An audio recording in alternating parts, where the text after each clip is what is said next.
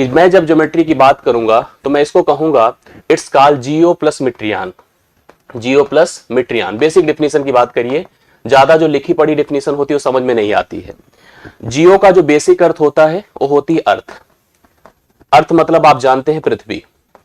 मिट्रियान का अर्थ जो होता है, मिट्रियान का जो अर्थ होता है वो होता है मीजरमेंट। मीजरमेंट, मीजरमेंट मीन्स क्या होता है बताइए? मापन। अर्थात इनका जो भी कहना है वो भी सही है कि जो भी न्यूमेरिकल एक्टिविटी होती है वो मैथमेटिक्स के थ्रू ही परफॉर्म्ड होती है। तो यह भी एक मैथमेटिक्स की ब्रांच है जिसका यूज किया जाता है किसी भी एक इंडिविजुअल ऑब्जेक्ट्स।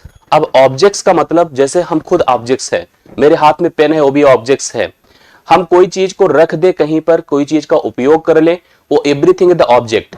इसके साथ साथ एक लाइन इसने लिखा है the properties of the surrounding space. हमारे आसपास की जितनी भी हमारे परिवेश में, हमारे आसपास के इन्वायरमेंट में जितना कुछ भी अवेलेबल है, वो चाहे फिगर के फॉर्म में हो, चाहे वो फिगर मतलब डॉटेड हो, चाहे प्लान्ड हो, चाहे प्लॉटेड फिगर हो, चाहे रखा गया कोई ऑब्जेक्ट है, मतलब एवरीथिंग। जैसे आप सराउंडिंग में अगर सोचोगे तो आपको आसपास घर पे दीवालों पर कुछ पेंटिंग नजर आ रही होगी, कुछ फिगर नजर आ रहा होगा, कुछ सीनरीज नजर आ रही होंगी, या पेन से आप कॉपी पर लिख रहे होंगे, पेन का उपयोग कर रहे होंगे, कॉपी का उपयोग कर रहे होंगे। दो ही चीजों को समझिए, सब कुछ क्लियर हो जाएगा। तो आपने किसी एक फिगर को प्लॉट करना शुरू किया, मतलब जो आप लेटर लिख रहे हैं वो भी एक फिगर ही है, और जिस पे लिख रहे हैं वो एक ऑब्जेक्ट है, जिससे लिख रहे हैं वो एक ऑब्जेक्ट है। तो चाहे वो फिगर हो जो प्लॉटेड है, चाहे वो ऑब्जेक्ट हो जिसका उपयोग आप कर रहे हैं, हर प्रकार की इन वस्तुओं के मैथमेटिकल मीजर, उनकी प्रॉपर्टीज का एक्सप्लेनेशन, उनके बारे में समझाना, यह सब कुछ किसका काम है? ज्योमेट्री का काम है।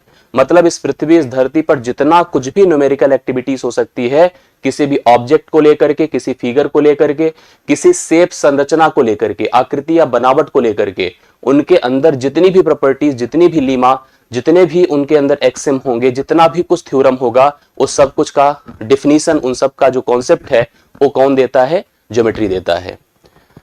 इतना इंपॉर्टेंट है हमारे लिए। अब ज्योमेट्री की उत्पत्ति कैसे हुई? क्योंकि हमारे यहाँ सीबीएसई बोर्ड या सीबीएसई बेस्ड, आप ऐसे कह सकते हैं कि जो केबीएस का पेपर है वो सेंट्रल, आपको पता है केंद्रीय विद्यालय संगठन का पेपर है, और सेंट्रल एक्टिविटी जो सीबीएसई नॉर्म्स के जो टर्म्स होते हैं, एनसीईआरटी नॉर्म्स होते हैं, उनका उपयोग ज्यादा आपको परीक्षा में दिखेगा।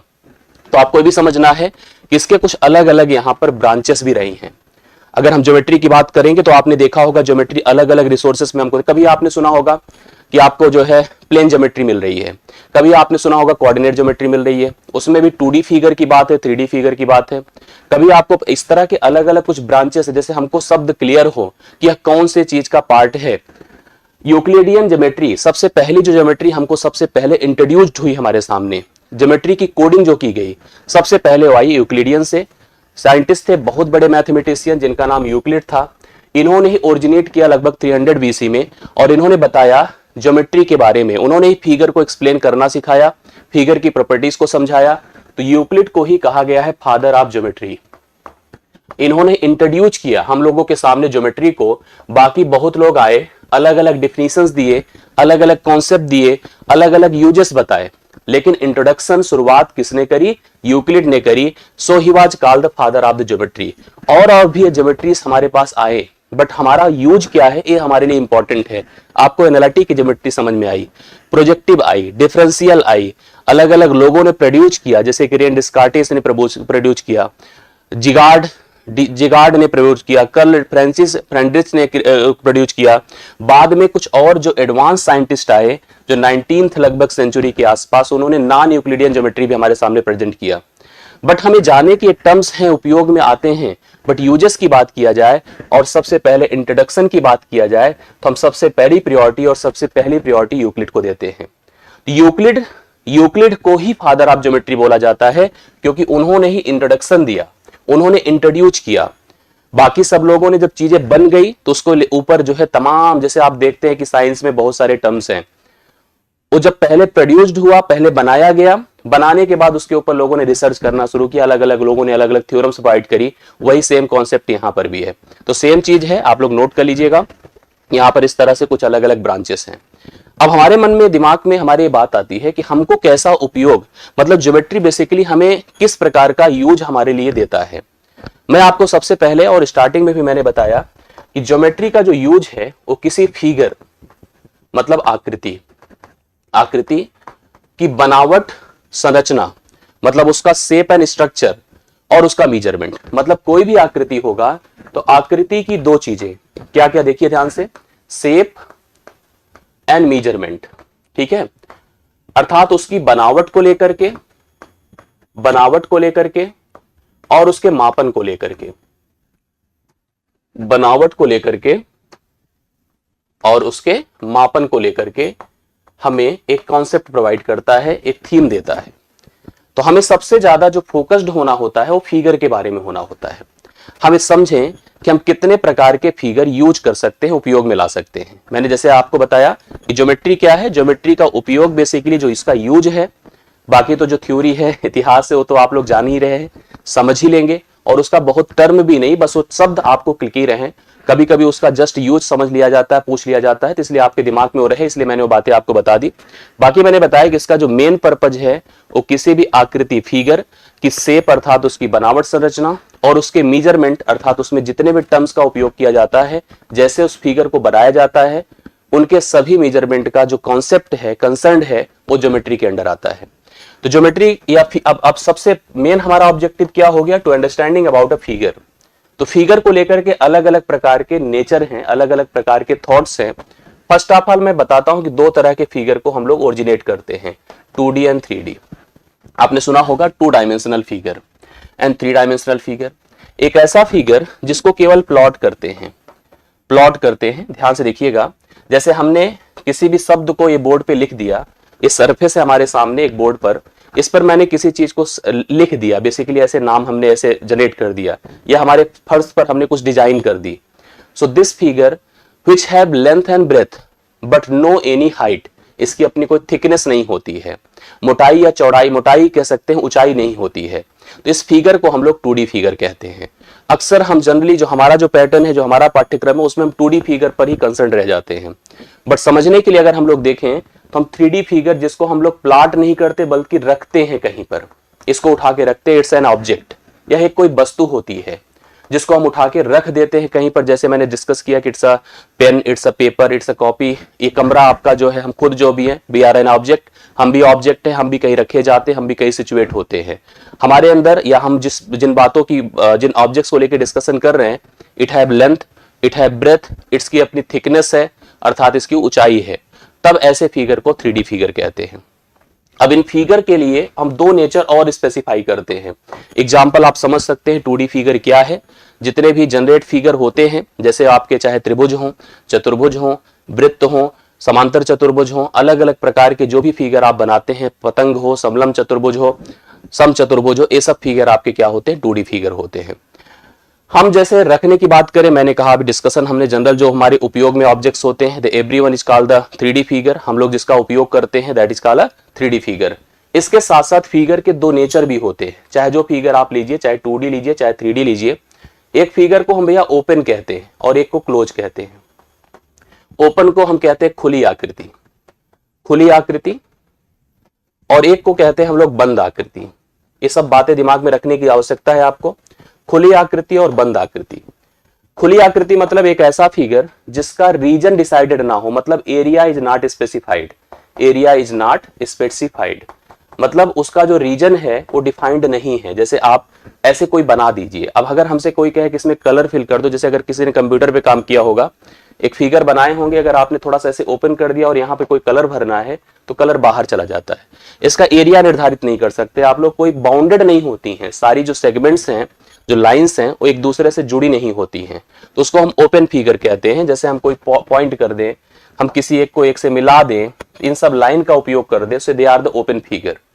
बट अगर हम लोगों ने एरिया डिसाइड कर दिया, if area is decided, area is specified, जैसे हम लोग क्षेत्रफल को स्पेसिफाई कर दे, मतलब हमने आकृति को प्रॉपरली बंद कर दिया। इस तरह से देखिए बंद कर दिया, ये देखिए क्लोज, सारे बाउंडेड, मतलब जो डायमेंशंस थी उसको बाउंड कर दिया, एरिया को मेंशन कर दिया।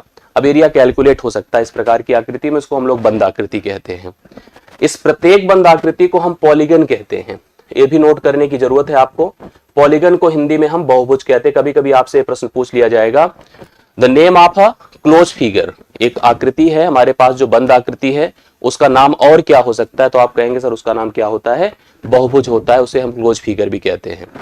हम किसी भी बहुभुज को बनाने के लिए, अगर हम अभी केवल फिगर को नहीं समझे लेकिन फिर भी जान लें, स्टार्ट जो करते हैं हमारे पास मिनिमम 3 लाइंस रिक्वायर्ड होती हैं, 3 रेखाएं जरूरी होती हैं। तो इसलिए इसकी जो स्टार्टिंग होती है वो ट्रायंगल से होती है। कहां से होती है? ट्रायंगल, मतलब त्रिभुज से पहला पॉलीगन निर्मित होता है। जब हम त्रिभुज बनाते हैं तो फर्स्ट पॉलीगन अर्थात पहला क्लोज फिगर स्टार्ट होता है। आपसे कभी कोई पूछे कि अगर हम रेक्टिलिनियर लेंथ का उपयोग करके पहला पॉलीगन बनाएं तो which one the first polygon, so you can say easily it's a triangle sir. यह त्रिभुज होता है, इसके बाद चतुर्भुज है, पंचभुज है, खटभुज है, सप्तभुज है, अष्टभुज है। अंग्रेजी में अगर नाम दे तो ट्रायंगल है, क्वाड्रिलेटरल है, पेंटागन है, हेक्सागन है, हेप्टागन है, ऑक्टागन है, नोनागन है, डेकागन है, एन साइडेड फिगर है। मैंने इस पर चर्चा करी है और मैं इसको लेकर के एक सेशन और आपको रख करके स्पष्ट कर दूंगा, जो पॉलीगन एकदम अलग से एक्सप्लेन किया जाता है। मेरा यह कहना था, आपको समझ में आया होगा कि आकृति हमारे पास इस टाइप से डिफाइंड होती है। अब सबसे इंपॉर्टेंट इस आकृति को बनाना है कि अगर हमें कोई आकृति चाहे 2D है चाहे 3D है, अगर उसको हम जनरेट करना चाहते हैं, ड्रॉ करना चाहते हैं, अर्थात बनाना चाहते हैं, तो हम किसकी मदद से बना पाएंगे? उसको ध्यान से देखिएगा। हम किसकी आकृति का जो बनाने के लिए हमारे पास जो बेसिक रिक्वायरमेंट्स होती है वो क्या होती हैं? सबसे पहले तो सरफेस हो जिस पर बनाना है। भाई हमारे पास सरफेस ही नहीं तो हम बनाएंगे कहां से? हमारे पास फर्श है, हम इस पर कोई ड्राइंग कर सकते हैं, दीवालों पे कर सकते हैं, पेन से कॉपी पर कर सकते हैं। तो सरफेस है हमारे पास, इस पर हम आकृति बनाने जा रहे हैं। आकृति बनाने के लिए हमें 3 सबसे इंपॉर्टेंट हमारी रिक्वायरमेंट्स होती है। First is called a point. हमें सबसे पहले जरूरत होती है पॉइंट की, एक बिंदु की जरूरत होती है। पहला हमारी रिक्वायरमेंट हो गई अ पॉइंट, जो कुछ ऐसे डॉटेड होता है। आप समझिएगा, अगर ये पॉइंट है तो इसकी ना तो कोई लंबाई है, ना कोई चौड़ाई है, ना कोई ऊंचाई है। No length, no breadth, no height. ध्यान दीजिएगा, ना कोई लंबाई, ना कोई चौड़ाई, ना कोई ऊंचाई। 2 पॉइंट्स मिलाते हैं तो बनता है लाइन। ठीक है, 2 पॉइंट मिलाते हैं तो बनती है लाइन। अब हमारे पास अगला बना रेखा। हमने कहा 2 बिंदुओं को जब आपने मिलाया तो we have a line, we have a line. हाँ, ये अलग बात है कि रेखाएं जो होती है वो डिजाइन की जा सकती है 2 प्रकार से। एक रेखा होती है कर्व्ड, कर्व्ड मतलब वक्र रेखा, और दूसरी होती है रेक्टिलिनियर मतलब स्ट्रेट लाइन, स्ट्रेट लाइन, अर्थात इसको हिंदी में कहते हैं सरल रेखा, सीधी रेखा, सरल रेखा, जो भी आप नाम दे दीजिए। मतलब आपको सबसे पहले जरूरत होती है बिंदु की। 2 बिंदुओं को मिलाते हैं तो बनती है रेखा। रेखाएं भी 2 प्रकार की होती है। वक्र रेखा जो कि तिरछी जैसे वृत्त बनता है, पैराबोला, हाइपरबोला, एलिप्स आपने पढ़ा होगा, सुना होगा, ना पढ़ा होगा तो उनको जो हम कर्व के फॉर्म से अगर किसी भी लाइन का उपयोग करते हैं, ऐसे घुमा के बनाते हैं, तो that is called the curved line. जब हम सीधी सरल रेखा का उपयोग करते हैं, जब सरफेस पर अपने सीधा सीधा ड्रॉ कर देते जो अनंत तक जाती है, वो आपकी स्ट्रेट लाइन या सीधी सरल रेखा कहलाती। 2 प्रकार की रेखाएं होती हैं, बट बनाने के लिए हमें 2 बिंदुओं का उपयोग करना पड़ेगा। तीसरी बात, यहां पर जरूरत होती है एंगल की। ठीक है, जिसको आप कहते हैं कोण। अब हमारे कहने का अर्थ है कि यहां पर जैसे सबसे पहले बिंदु था, एक बिंदु था, पॉइंट था, ये स्पॉट है, धब्बा है, ऐसे कहीं सरफेस पर रख दीजिए ऐसे पेन, तो यह पॉइंट है। 2 पॉइंट्स को मिलाया तो रेखा है। 2 रेखाओं के बीच का जो झुकाव होता है, इंक्लिनेशन, उसको हम एंगल कहते हैं। क्या कहते हैं? कोण कहते हैं। 2 रेखाओं के बीच के झुकाव को कोण कहते हैं। जो उनके बीच का इंक्लिनेशन होता है, consider this one a line plotted by 2 points. एक पॉइंट ये था, एक पॉइंट ये था, आपने दोनों के बीच ऐसे मिला दिया, वी हैव अ लाइन। हमने कहा एक लाइन और ले लो, ऐसे आपने मिला दिया, इंक्लिनेशन दोनों के बीच का एक सर्टेन झुकाव बनकर आया, this inclination is called angle, उसको आप कहते हैं कोण। हम सबको समझाते हैं, लेकिन आप ध्यान दीजिए, कोई भी फिगर बनेगा, कोई भी फिगर बनेगा, be required all the 3 things. हमें इन 3 चीजों की आवश्यकता होगी। आपसे कभी पूछा जाएगा एग्जाम में कि for to construct a figure what the basic 3 things are required, कौन सी 3 मुख्य जरूरी चीजें हमारे लिए आवश्यक हैं? तो हमें बिंदु की जरूरत है, जो कि एक स्पॉट होता है जिसकी अपनी ना कोई लंबाई, ना कोई चौड़ाई, ना कोई ऊंचाई होती है। इसके बाद 2 बिंदुओं को मिलाने से एक रेखा बनती है। रेखा 2 प्रकार की होती है, दिमाग में रखिएगा, कर्व और स्ट्रेट। 2 रेखाओं के बीच के झुकाव को, कोण को, जो झुकाव होता है उसको हम लोग कोण कहते हैं, इंक्लिनेशन कहते हैं, वो झुकाव, और वही हो गया कोण। कंफर्म हो गई बातें? मतलब आपको फिगर बनाना है, 3 चीजों की आवश्यकता है। अब इन तीनों में एक एक को समझते हैं, जहां से क्वेश्चन बन सकता है। थोड़ा सा प्रॉपर्टी समझे रहेंगे तो हम लोग क्वेश्चन को कंफर्म कर लेंगे, कोई दिक्कत की बात नहीं आएगी। First of all discussing about a point. Point क्या है? पॉइंट मैंने आपसे डिस्कस किया कि वैसी ज्यामितीय आकृति जिसकी ना तो लंबाई, ना तो चौड़ाई, ना ऊंचाई, नो लेंथ, ध्यान से देखिएगा, no length, no breadth, no height, no height. It's a spot, एक पॉइंट होता है, धब्बा, इसको स्पॉट कह सकते हैं, जो किसी प्लेन सरफेस पर रखा जाता है। इट्स आल्सो अ फिगर, याद रखिएगा यह भी क्या होता है? एक फिगर होता है, यह भी एक आकृति होती है। इसमें भी कोई दिक्कत की बात नहीं, यह भी एक आकृति होती है जिसकी ना लंबाई है, ना चौड़ाई है, ना तो ऊंचाई है। ये हो गया हमारे पास एक पॉइंट। अब पॉइंट को लेकर के कुछ बेसिक कंसर्न हम लोग को डिस्कस करने, वो भी ध्यान से देखिएगा और आप लोग अपनी जरूरत के हिसाब से बताइए। सबसे पहले पॉइंट आपने देखा, मेंशन किया मैंने, एक बिंदु से अगर मान लीजिए मेरे पास एक पॉइंट है, हमसे कहा गया अनगिनत रेखाएं, सरल रेखाएं गुजर सकती हैं। Infinite numbers of straight line can be passes from a point. आप ध्यान से देखिएगा, infinite number of lines can be passes through a line, through a point, through a point, मतलब एक बिंदु से होकर के अनगिनत रेखाएं आप गुजार सकते हैं। एक बिंदु से कभी पूछा जाता है कि how many lines can be passes through a point, तो आप बता सकते हैं कि एक बिंदु से आप अनगिनत रेखाएं गुजार सकते हैं, जैसा कि मैंने आपको बता दिया, पहला पॉइंट हो गया। दूसरा देखिए, एक सरल रेखा पर, अब मान लो अगर हमने एक रेखा बना ही दिया है, एक रेखा है, तो उस रेखा पर अनगिनत बिंदु हो सकते हैं, मतलब किसी एक रेखा पर अनगिनत बिंदु हो सकते हैं। इनफाइनाइट नंबर ऑफ, ध्यान से देखिए, infinite number of point exist on a line, ठीक है।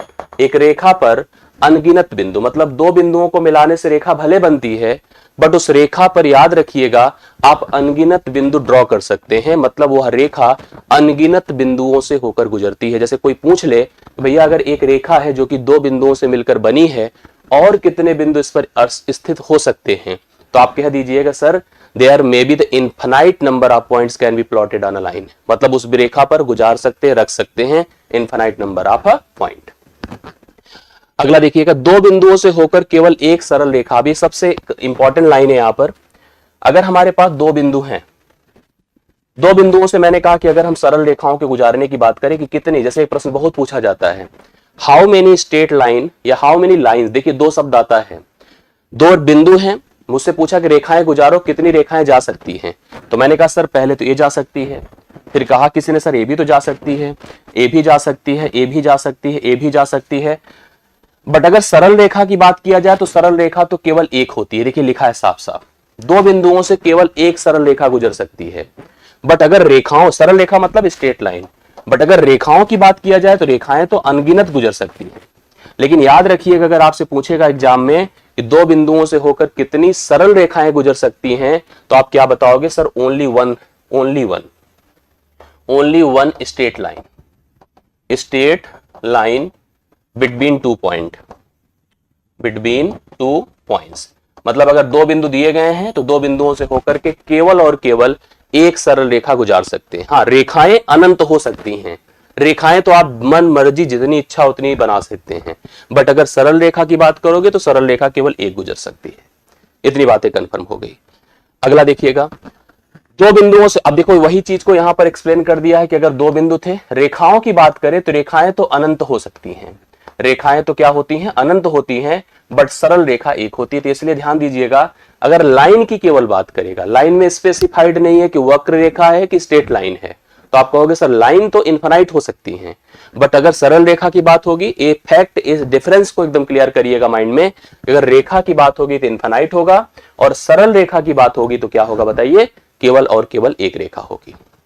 अगला देखिएगा, यदि दो सरल रेखाओं के शीर्ष बिंदु उभयनिष्ठ है, मतलब देखिए ध्यान से, ये हमारे पास एक रेखा है और एक रेखा और है, दोनों के, भाई रेखा को बनाने के लिए हमें किसकी जरूरत होती है? वर्टिसेस की, पॉइंट की, पॉइंट से ही तो रेखाएं बनती हैं। ये रेखा थी, एक रेखा थी, इन दोनों रेखाओं, अगर इसका नाम यल है, इसका नाम यम है, तो दोनों का जो वर्टेक्स है, वर्टेक्स का मतलब होता है शीर्ष बिंदु, अगर उभयनिष्ठ है, उभयनिष्ठ मतलब देखिए आपने कॉमन देखा है, इन रेखाओं को एडजेसेंट लाइन कहते हैं, अर्थात संगत रेखा कहते हैं। जब भी कभी किन्हीं दो रेखाओं के उभयनिष्ठ मतलब वो जो उनका शीर्ष बिंदु है, मतलब उसका हम एक तरह से वर्टेक्स कह सकते हैं, शीर्ष बिंदु को हम वर्टेक्स कहेंगे।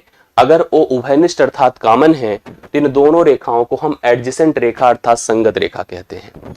एक बिंदु अगर दो रेखाओं को बनाने के लिए कॉमन है तो रेखाएं वो दोनों आपकी क्या हो जाती हैं, एडजेसेंट लाइन अर्थात संगत रेखा हो जाती हैं। ये आपको समझ में आया होगा। कंफर्म होता जाए तो मुझे कंफर्म करते जाइएगा, क्लियर हो रहा होगा तो जरूर मुझे बताते चलिएगा, जिससे हम उसी हिसाब से आगे बढ़ते जाए। अगला पॉइंट देखिएगा, एक है कोलिनियर पॉइंट्स। कोलिनियर पॉइंट्स को ध्यान से देखिए। कई सारे बिंदु अगर एक ही सरल रेखा पर स्थित हों, जैसे देखिए एक रेखा बनी है उस पर कई सारे बिंदु आपके स्थित हैं, तो इन सारे बिंदुओं को हम लोग यहां पर कोलिनियर पॉइंट्स कहते हैं। कोलिनियर पॉइंट्स कहते हैं अर्थात संरेख बिंदु कहते हैं। हालांकि संरेख बिंदु के पहचान का प्रश्न बनता है टीजीटी में, लेकिन उसके लिए कोऑर्डिनेट ज्योमेट्री पढ़नी होती है। तो यहां पर याद रखिएगा, अगर एक ही रेखा पर कई सारे बिंदु बनेंगे तो उन सभी बिंदुओं को हम संरेख अर्थात कोलिनियर पॉइंट्स कहते हैं, अर्थात संरेखीय बिंदु कहते हैं। अब उल्टा इसका हो जाएगा, अगर वो एक रेखा पर स्थित नहीं है, ऐसे ऐसे हैं, तो सब के सब नॉन कोलिनियर पॉइंट्स है अर्थात असंरेख बिंदु हैं। मतलब अलग अलग जगहों पर स्थित हैं, उनको बनाने पर सीधी सरल रेखा नहीं बनती है। ये देखिए ऐसे बन रही है, दो रेखाएं बन जा रही, तो they are the non collinear points अर्थात तो असंरेखीय बिंदु हैं, they are the non collinear points. आगे बढ़ता हूं, रेखाखंड। अब देखो एक प्रॉब्लम जैसे सबको लेकर के आती है कि what about the line segment, what about the line segment, क्या होता है लाइन सेगमेंट। ध्यान से देखिएगा, जैसे हमारे पास मान लीजिए मैंने कहा कि दो बिंदुओं से हमने एक रेखा बनाई है, आपको यहीं से समझ में आ जाएगा। हमने इस पर कोई एक पॉइंट x ले लिया, कोई पॉइंट y ले लिया, this is the part of a main line. अभी जो x y है इट्स आल्सो अ लाइन, यह एक रेखा है जो कि दो बिंदुओं से बनी किसी रेखा का एक पार्ट है, सो it's called a line segment. इसको आप एक रेखा खंड कह सकते हैं। भाई दो बिंदु थे जो एक्सट्रीम पर अवेलेबल थे, उनके हिसाब से, हाँ उनके हिसाब से अगर हमने नोटिस किया कि वहां पर उनके बीच स्थित किन्हीं दो बिंदुओं को मिला करके आपने एक रेखा का निर्माण किया, सो it's called a line segment. इसको आप लोग क्या कह सकते हैं, लाइन सेगमेंट कह सकते हैं। ठीक है, this the part of the main line, origin line. बिल्कुल सही बात है, आप कह सकते हो संगत, एडजेसेंट, वही चीज आप उसको एक्सप्लेन कर सकते हो। ठीक है, तो आप यहां पर ध्यान से देखिएगा, दो बिंदु थे, दोनों बिंदुओं को एक्सट्रीम पॉइंट पर हमारे पास मिलाने से एक रेखा बनी थी। The part of a line is called a line segment. हमने यहां पर उनसे दो बिंदु, और हमने आपको बताया था कि अनगिनत बिंदु होते हैं, किन्हीं दो बिंदु को मिलाकर एक लाइन बना लीजिए, सो it's called a line segment. इसको हम लोग रेखाखंड कहेंगे। एक होता है जस्ट अ पॉइंट की रे, रेखाखंड के किसी एक बिंदु से रेखाखंड की एक ही दिशा में बढ़ाया जाए। अब जैसे कभी कभी होता है कि एक लाइन जो डायरेक्टेड होती है, एक लाइन जो डायरेक्टेड होती, देखिए इसमें पढ़िए आप लोग, रेखाखंड के किसी एक बिंदु से रेखाखंड को एक ही दिशा में अगर बढ़ाया जाए तो प्राप्त वक्र को किरण कहते हैं। जो हमारे पास रेखा बनती है that is called a rays, उसको हम किरण कहते हैं। किरण एक शब्द आपके सामने बनकर आता है, कुछ इस प्रकार से इसको डिनोट कर देते हैं। एक रो, इसको हम कह सकते हैं कि एक हम डायरेक्शन प्रोवाइड कर देते हैं, so it's called a rays, उसको हम लोग किरण कह सकते हैं। यस यस, पूरे को भी कह सकते हैं जब वह कहीं किसी का भाग होगा, आप कह सकते हैं, बिल्कुल कह सकते हैं, क्योंकि वो भी कहीं ना कहीं स्पेस का, भाई क्योंकि अगर हमने एंड स्ट्रीम नहीं क्लियर करी, so it's also called a line segment. इसलिए कंफ्यूजन लोग के मन में होता है कि वह रेखाखंड है तो रेखा मेन क्या है, इस तरह का कंफ्यूजन होता है, उसको आप अपने हिसाब से दिखा सकते हैं। यस यस, ठीक है, आप समझ रहे हैं मेरी बातों को। आगे बढ़ता हूं मैं। अब देखो अगला शब्द हमारे सामने आता है रेखा। मैंने अभी जिसके बारे में कहा था, भाई आप दो तीन चीजों को सबसे इंपॉर्टेंट नोट किए हैं जिनकी मदद से फिगर बनाते हैं। पहले मैंने पॉइंट के बारे में बात करी, अब हम पॉइंट को मिलाकर, दो बिंदुओं को मिलाने से मैंने जैसे आपसे कहा कि हमें क्या मिलेगा, एक रेखा का निर्माण होगा। दो बिंदुओं को देखिए, रेखाखंड दोनों ओर के बिंदुओं को बढ़ाने से प्राप्त आकृति को रेखा कहते हैं। इसे हम कुछ इस प्रकार से डिनोट करते हैं। देखिए ये डिनोट का तरीका होता है। तो हम अपनी डिफिनेशन में तो यही कहेंगे कि दो बिंदुओं को मिलाने से एक रेखा का निर्माण होता है। रेखाएं जैसे मैंने एक्सप्लेन किया था उसी समय अभी भी बता रहे हैं, एक स्ट्रेट लाइन है, स्ट्रेट लाइन, और एक आपकी कर्ड लाइन है। हिंदी में कहेंगे सीधी सरल रेखा, इसको हम लोग कहते हैं, और इसको आप लोग कहते हैं वक्र रेखा। जैसे आपने चर्चा किया कि जब कभी हम लोग एक सर्कल बनाते हैं इस टाइप से फिगर का उपयोग करके, हम कभी पैराबोला, हाइपरबोला इस टाइप की फिगर का निर्माण करते हैं तो वक्र रेखा होती है जो सीधी सरल रेखा नहीं होती है। जबकि अगर हम लोग यहाँ पर बात करते हैं स्ट्रेट लाइन की, तो दो बिंदुओं को मिलाने से जो सीधी सरल रेखा बनती है, जो अनगिनत तक मूव कर सकती है, इनफाइनाइट पॉइंट्स तक बढ़ाई जा सकती है, तो उसको हम लोग स्ट्रेट लाइन अर्थात हम सीधी सरल रेखा उसका नाम दे सकते हैं। सो यह स्ट्रेट लाइन है, दैट इज कॉल्ड इसको एक्सप्लेन हिंदी में ऐसे हम लोग सीधी सरल रेखा से करते हैं, दो बिंदुओं को मिलाने से जनरेट होती है। अब देखिए रेखाखंड के बारे में मैंने आपको बताया।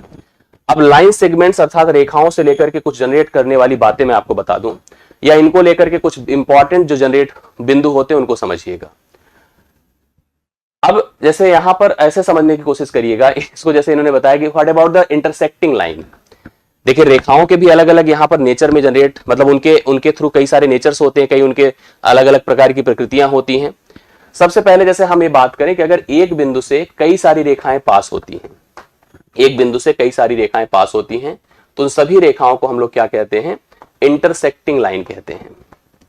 इंटरसेक्टिंग लाइन अर्थात हम उनको प्रतिच्छेदी रेखा कहते हैं। दो रेखाएं, दो से ज्यादा रेखाएं किसी बिंदु से होकर गुजरती हैं तो सबकी सब इंटरसेक्टिंग लाइन कहती हैं। यहां पर उनको हम प्रतिच्छेदी रेखा कह सकते हैं। क्लियर हो गई बातें?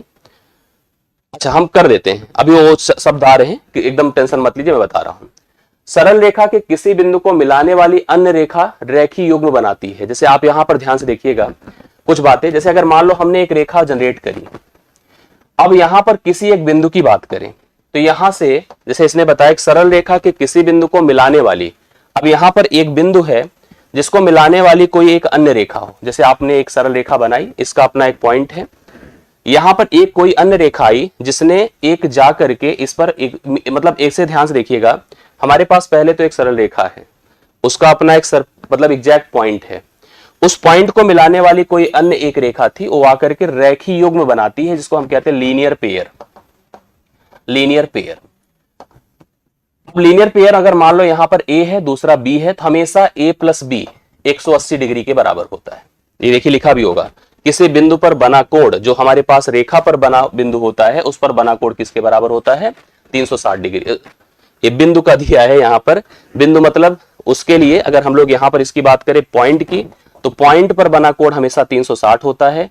जबकि अगर रेखीय युग्म की बात करें तो रेखीय युग्म पर दोनों कोणों का जोड़ हमेशा 180 अंश होता है। ठीक है, बिंदु हमेशा 360 जो कि कंप्लीट एंगल को जनरेट करता है। जबकि अगर हम लोग रेखा की बात करें तो रेखा पर कहीं एक बिंदु है तो दोनों मिलकर के एक लीनियर पेयर बनाते हैं, और लीनियर पेयर का जोड़ हमेशा 180 अंश के बराबर होता है। चाहे जैसे उनको डॉट किया जाए, बनाया जाए, वो हमेशा 180 अंश बनाते हैं। अब आगे देखिएगा, दो रेखाएं जब एक दूसरे को प्रतिच्छेद करती हैं, जैसे एक दो रेखाएं एक दूसरे को प्रतिच्छेद करती हैं, तो दोनों वर्टिकली अपोजिट एंगल बनाते हैं। वर्टिकली अपोजिट, इसको हिंदी में हम लोग शीर्षाभिमुख कोण कहते हैं। शीर्षाभिमुख कोण कहते हैं। अब शीर्षाभिमुख कोण मतलब जैसे अगर मान लो यहां पर यह अल्फा है तो यह भी अल्फा ही होगा, यह अगर बीटा है तो यह भी बीटा होगा, मतलब शीर्षाभिमुख कोण हमेशा आपके बराबर होते हैं।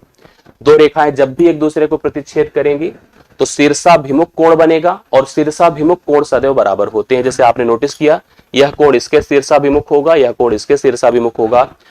उनको अंग्रेजी में वर्टिकली अपोजिट, हिंदी में शीर्षाभिमुख कहते हैं, हमेशा बराबर होते हैं। अगला देखिएगा, दो रेखाएं ऐसी जिनके किन्हीं भी दो बिंदुओं के बीच की दूरी यदि सदैव समान है तो उन रेखाओं को हम लोग पैरेलल लाइन कहते हैं। उन रेखाओं को, जैसे मान लो एक रेखा आपके पास AB है, दूसरी रेखा आपकी CD है, इन रेखाओं के किसी एक बिंदु से दूसरे बिंदु की दूरी अगर बराबर है तो 100% मान के चलिएगा ये रेखाएं आपकी पैरेलल होगी। और डिनोट कैसे किया जाएगा, AB समांतर CD।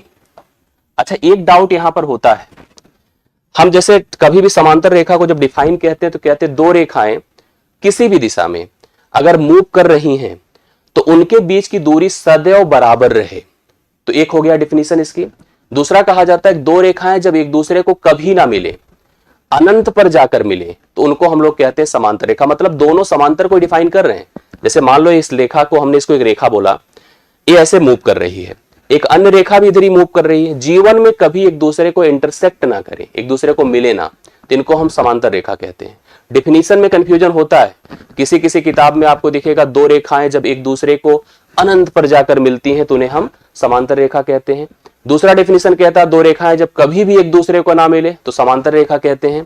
तीसरी डेफिनेशन कहती है कि जब दो रेखाओं के किन्हीं बिंदुओं के बीच की दूरी सदैव समान रहे, उनके बिंदुओं के बीच की दूरी सदैव समान रहे तो उसको समांतर रेखा कहते हैं।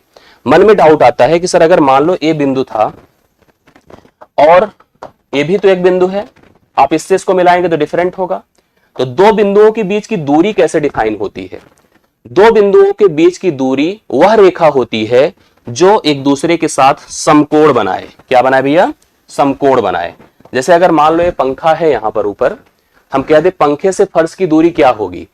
मान लो मैं यहां खड़ा हूं, आप वहां हैं, आप वहां हैं, तो प्रत्येक लोगों से पंखे की दूरी अलग अलग है। बट अगर कोई के पंखे से फर्श की दूरी वह रेखा होगी जो रेखा फर्श पर पंखे से समकोण बनाती हो। तो अगर दो रेखाओं के बीच की दूरी की बात किया जाएगा तो हम उन बिंदुओं को लेंगे जो बिंदु एक दूसरे के साथ क्या बना रहे होंगे? समकोण। तो समकोण बनाने वाली रेखा ही दूरी कहलाती है। तो समांतर रेखाओं को लेकर के मन में भ्रम मत रखिएगा, क्योंकि सबसे इंपॉर्टेंट लाइन यही है। समांतर रेखा को समझना जानना हमारे लिए सबसे महत्वपूर्ण होगा। मैं इसको अभी समझाऊंगा। यस, अगली डेफिनेशन देखिएगा।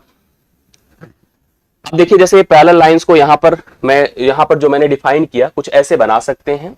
एक रेखा मान लो ए बी है, दूसरी रेखा मान लीजिए यहां पर सी डी है, यह रेखा इसके समांतर है। लिखने का तरीका ये है, मैंने अभी लिखकर बताया, ए बी समांतर है सी डी के। दूसरा तरीका यह है कि इनके प्रत्येक बिंदुओं के बीच की दूरी क्या रहे? बराबर रहे। जैसे यहां से यहां की दूरी, यहां से यहां की दूरी, यहां से, मतलब इनके बीच की दूरी कभी कम ज्यादा ना हो पाए। जैसे ही किसी रेखा के दो बिंदुओं के बीच की दूरी कम ज्यादा होने लगती है तो जीवन में कभी ना कभी एक दूसरे से जाके वो प्रतिच्छेद करी जाती हैं, तो समांतर नहीं हो सकती हैं। मान लीजिए कोई ऐसे मूव कर रही है, कोई ऐसे मूव कर रही है, तो आपको लगा मिलेगा नहीं? बिल्कुल मिलेगी। ये ऐसे बढ़ते बढ़ते बढ़ते इधर जाएगी, ये भी बढ़ते बढ़ते इधर आएगी, एक जगह पे इंटरसेक्शन उनका संभव हो ही जाएगा। इसलिए दूरी समान रहती है तो उसी को समांतर कहते हैं। और समांतर रेखा को हमको बड़ी ही सीरियसली पढ़ना है, बहुत इंपॉर्टेंट है। प्रतिच्छेदी मैंने बता दिया, इंटरसेक्टिंग लाइंस है। वर्टिकली अपोजिट भी इसी में समझ लीजिए, ये भी आप लोग जान ही रहे हैं। लंब रेखा, दो रेखाएं जब एक दूसरे के साथ समकोण बनाती हैं, मतलब एकदम वर्टिकल ऐसे लाइंड होती हैं, उनके बीच 90 डिग्री का कोण बनता है, तो ऐसी रेखाओं को एक दूसरे के साथ हम परपेंडिकुलर लाइन अर्थात लंबवत रेखा कह सकते हैं। इस समय इसको डिनोट कैसे किया जाता है? कहा जाएगा ए बी, जैसे आप ऐसे ध्यान दीजिएगा, एक रेखा ए है, एक रेखा इस पर आए, ऐसे समकोण बनाए। मान लीजिए यह रेखा ए बी है, दूसरी रेखा आपकी मान लीजिए पी ए है, तो हम कहेंगे जो पी ए है परपेंडिकुलर है ए बी के ऊपर। यहां पर आप इसको कह दीजिएगा, ऐसे मत सोचिएगा।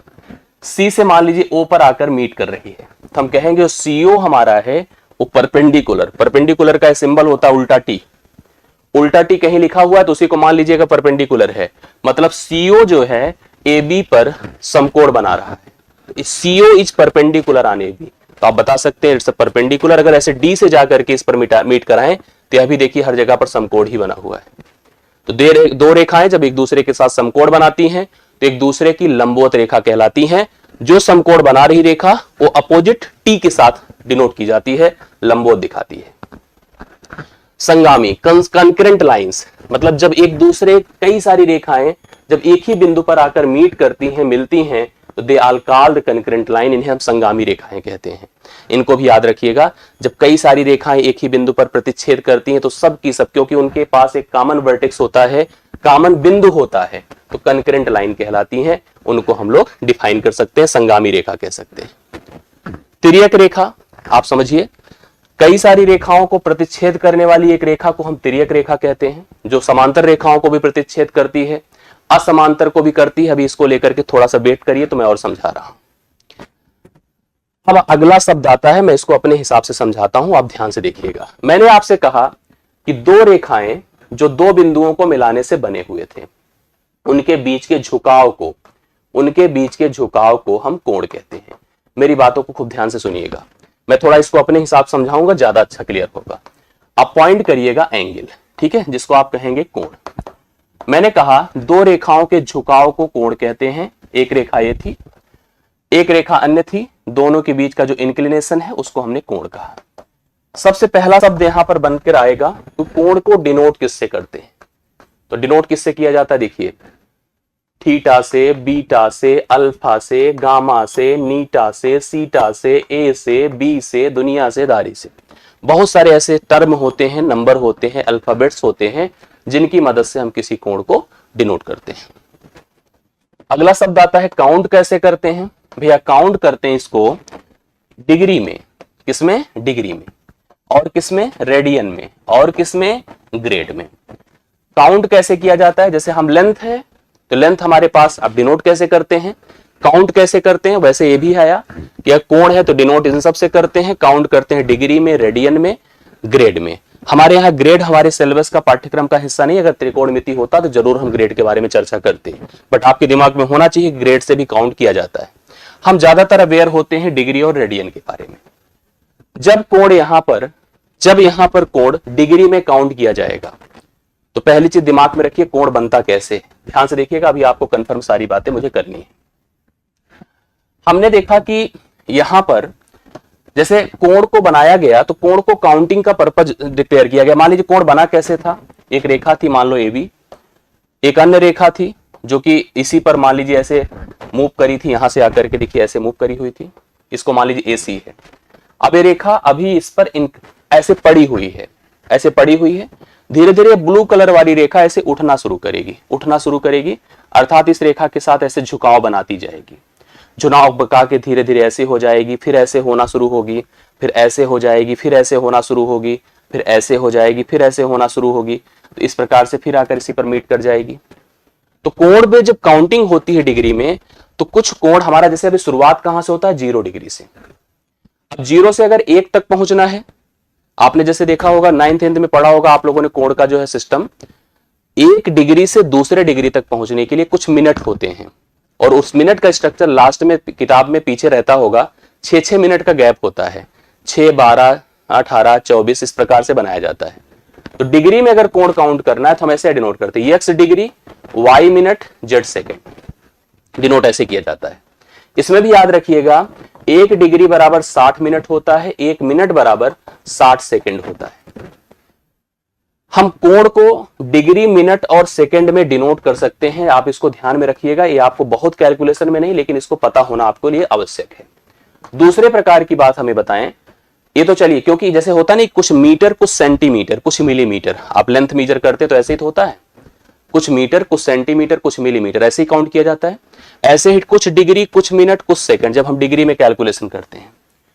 जरूरत पड़ती है हमें डिग्री को रेडियन में कन्वर्ट करने की। सबसे इंपॉर्टेंट यहां से प्रश्न बन जाता है, डिग्री को रेडियन में कन्वर्ट करने की आवश्यकता पड़ जाती है। तो याद रखिएगा 180 डिग्री बराबर 1 पाई होता है।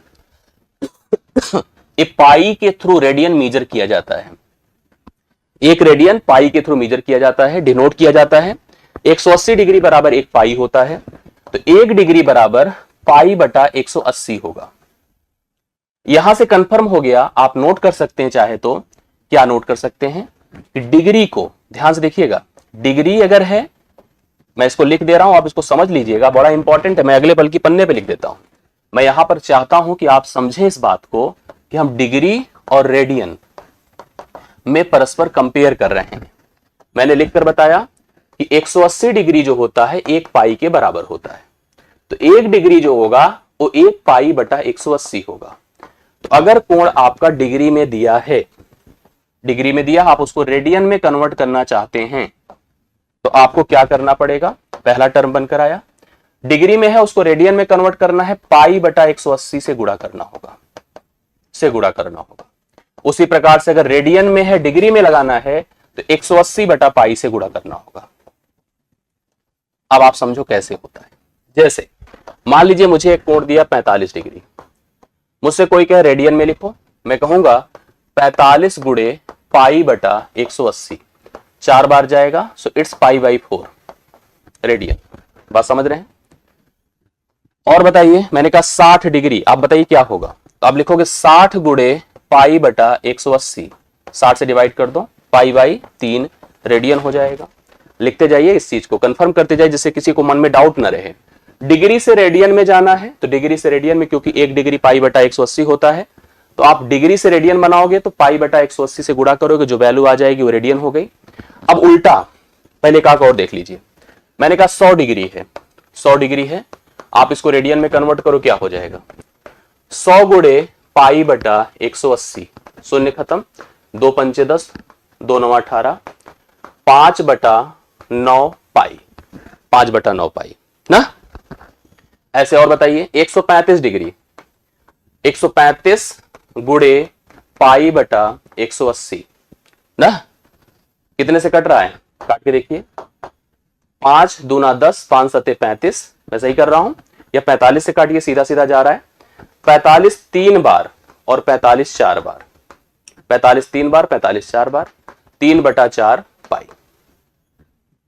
अब अगर हमें इन किन्हीं भी रेडियन को डिग्री में लिखना हो, किन्हीं भी रेडियन में, जैसे मेरे में आया था 1/5 पाई बटा 4 आया था, इसको मुझे डिग्री में लिखना है, मैं लिखूंगा पाई बटा 4 गुणे 180 बटा पाई, पाई पाई से कटा, 4 से काटिए, 45 डिग्री आ गया। अभी मैंने किया था 3 पाई बटा 4, कन्वर्ट करिए, क्या लिखेंगे, 3 पाई बटा 4 गुणे 180 बटा पाई, पाई पाई से गया, 4 से काटिए 45, 45 गुणे 3 135 डिग्री।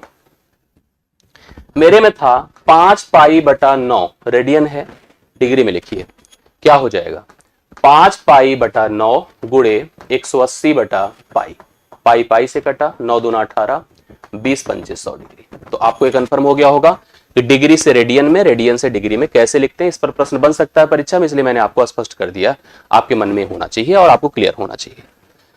अब आगे बढ़ता हूं। अब आगे बढ़ने में सबसे इंपॉर्टेंट है जो कोण बनते हैं, इनके प्रकार थोड़ा जानने जरूरी है, तो इसके प्रकार को समझना है आप लोगों को। Types of angle, types of angle, भैया ध्यान से मन लगा के सुनिएगा, जितने लोग पढ़ रहे हैं मैं चाहता हूं कि सीरियस पढ़ेंगे तो आपको सब चीजें कंफर्म जिससे होती जाए। अब हम जानते हैं कि हमारे पास सबसे पहले एक रेखा थी, मेरी बात को खूब ध्यान सुनिएगा, एक रेखा थी मैं इसको ऐसे बनाता हूं, हाँ ठीक है, एक रेखा थी जिसका नाम मान लीजिए ए बी था, ए यहीं पर थी, एक अन्य रेखा थी जो आकर इसके ऊपर पड़ी थी, ऐसे एसी थी।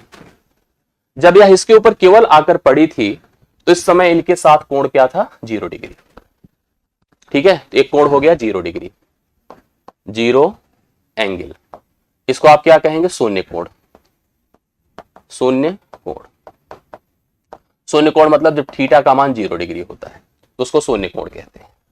अब सुनिए, अब यह जो रेखा है आपकी, अब धीरे धीरे जो रेड कलर की रेखा देखिए उठना शुरू हो गई, उठना शुरू हो गई, उठना शुरू हो गई, जब तक यहां पर थीटा आपका क्या था, 0 डिग्री था, पहला कोण था। जब तक यह रेखा सीधा होने से पहले रहेगी, मतलब ये जो रेड कलर वाली रेखा मैं बना रहा हूं ये ऐसे रहेगी, इस सारे के कोण जो कि थीटा 0 से बड़े हैं और 90 से मतलब छोटे हैं, वो सब के सब आपके एक्यूट एंगल कहलाएंगे, एक्यूट एंगल कहलाएंगे। इसको आप क्या कहेंगे, न्यून कोण कहेंगे, न्यून कोण कहेंगे, मतलब आप कह सकते हैं कि थीटा का मान 0 से बड़ा हो और 90 डिग्री से मतलब इस सीधी रेखा से छोटा हो। अब देखो ये रेखा जो रेड कलर वाली जा रही थी हमारी, धीरे धीरे ऐसे हो गई होगी, 90 डिग्री पर पहुंच गई होगी, तो 90 से छोटा हो, 0 से बड़ा हो, तो सारे के सारे कोण आपके न्यून कोण कहलाएंगे। जिस समय रेखा यहां पहुंच गई तो उस समय के कोण को हम राइट एंगल कहते हैं, राइट एंगल कहेंगे, अर्थात इसको हम समकोण कहेंगे। समकोण मतलब भैया थीटा बराबर आपका 90 डिग्री हो गया, समकोण मतलब क्या हो गया, थीटा बराबर 90 डिग्री हो गया। अब यह रेड कलर की रेखा ऐसे मूव करनी शुरू हो गई, इधर भी, इधर भी, इधर भी, और ये सीधा होने से पहले जितना भी एंगल बनेगा वो आपका क्या कहलाएगा बताइए, ऑब्ट्यूस एंगल, ऑब्ट्यूस एंगल, अर्थात इसको हम कहेंगे अधिक कोण, अधिक कोण। तो कहेंगे जो थीटा है ग्रेटर देन 90 है बट लेस देन 180 है, इस समय के सारे कोण आपके ऑब्ट्यूस एंगल अर्थात अधिक कोण कहलाएंगे। देखिए थीटा 90 से बढ़ना शुरू हुआ, यहां पर पहुंचना मतलब 180 डिग्री, इसके पहले और 90 180 के पहले और 90 के बाद जितने कोण होंगे सब ऑब्ट्यूस एंगल कहलाएंगे। इसके बाद देखिए अगला पढ़िए, अब यह रेड कलर की लाइन अब इधर मूव करना शुरू होगी और सीधा ऐसे होते होते होते होते यहां तक पहुंचने की कोशिश करेगी। तो जो अगला एंगल, अच्छा इसके पहले देखिए यहीं पर एक और काम हम समझ लें, स्ट्रेट एंगल, स्ट्रेट एंगल इसको रिजु कोण कहते हैं, रिजु कोण, रिजु कोण मतलब जब थीटा का मान 180 डिग्री के बराबर हो जाता है, जैसे 90 डिग्री के बराबर हुआ था, उसी तरह से यहां पर आपका ऋजु कोण अर्थात 180 डिग्री बन जाता है। अब छठा नंबर देखिएगा। अब यह कोण हमारा देखिए, मैंने कहा ना डाउन होना शुरू हुआ। यहां तक पहुंचने से पहले जितने एंगल बनते हैं उनको हम रिफ्लेक्स एंगल कहते हैं। रिफ्लेक्स एंगल, इसको आसन्न कोण, आसन्न कोण अर्थात थीटा का मान 180 से बड़ा होता है, 360 से छोटा होता है। इन सभी कोणों को रिफ्लेक्स एंगल कहते हैं, आसन्न कोण कहते हैं। हाँ, सरल कोण भी कहते हैं ऋजु कोण को। अंतिम में अब यहां पर हमारी यह रेखा जो रेड कलर वाली थी आकर इसको फिर यहीं पर पहुंच जाएगी। देखो यहीं जहां से चली थी वहीं पहुंच गई। इसका मतलब एक रोटेशन पूरा हो गया, एक रोटेशन, एक चक्र पूरा हो गया। और जब एक रोटेशन पूरा हो गया तो उसको कहेंगे कंप्लीट एंगल। क्या कहेंगे? Complete angle. कंप्लीट एंगल अर्थात इसको हम कहते हैं संपूर्ण कोण। संपूर्ण कोण मतलब थीटा बराबर आपका 360 डिग्री जो होता है वो संपूर्ण कोण होता है, और यह एक रोटेशन पूरा हो जाता है, एक रोटेशन पूरा हो जाता है। अब इसी तरह से दूसरा रोटेशन, तीसरा रोटेशन, चौथा रोटेशन, ऐसे रोटेट करता रहता है जैसा हमारी घड़ी रोटेट करती है। वो रोटेशन पर ही कोण हमारा जनरेट होता है।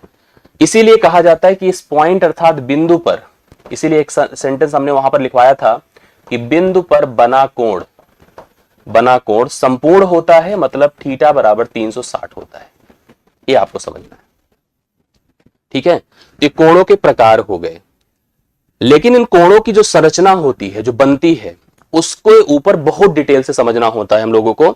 एक चीज और हम लोग को समझना चाहिए, वो बहुत इंपॉर्टेंट है, आपकी परीक्षा में रिलेट कर सकता है, नेचर ऑफ एंगल।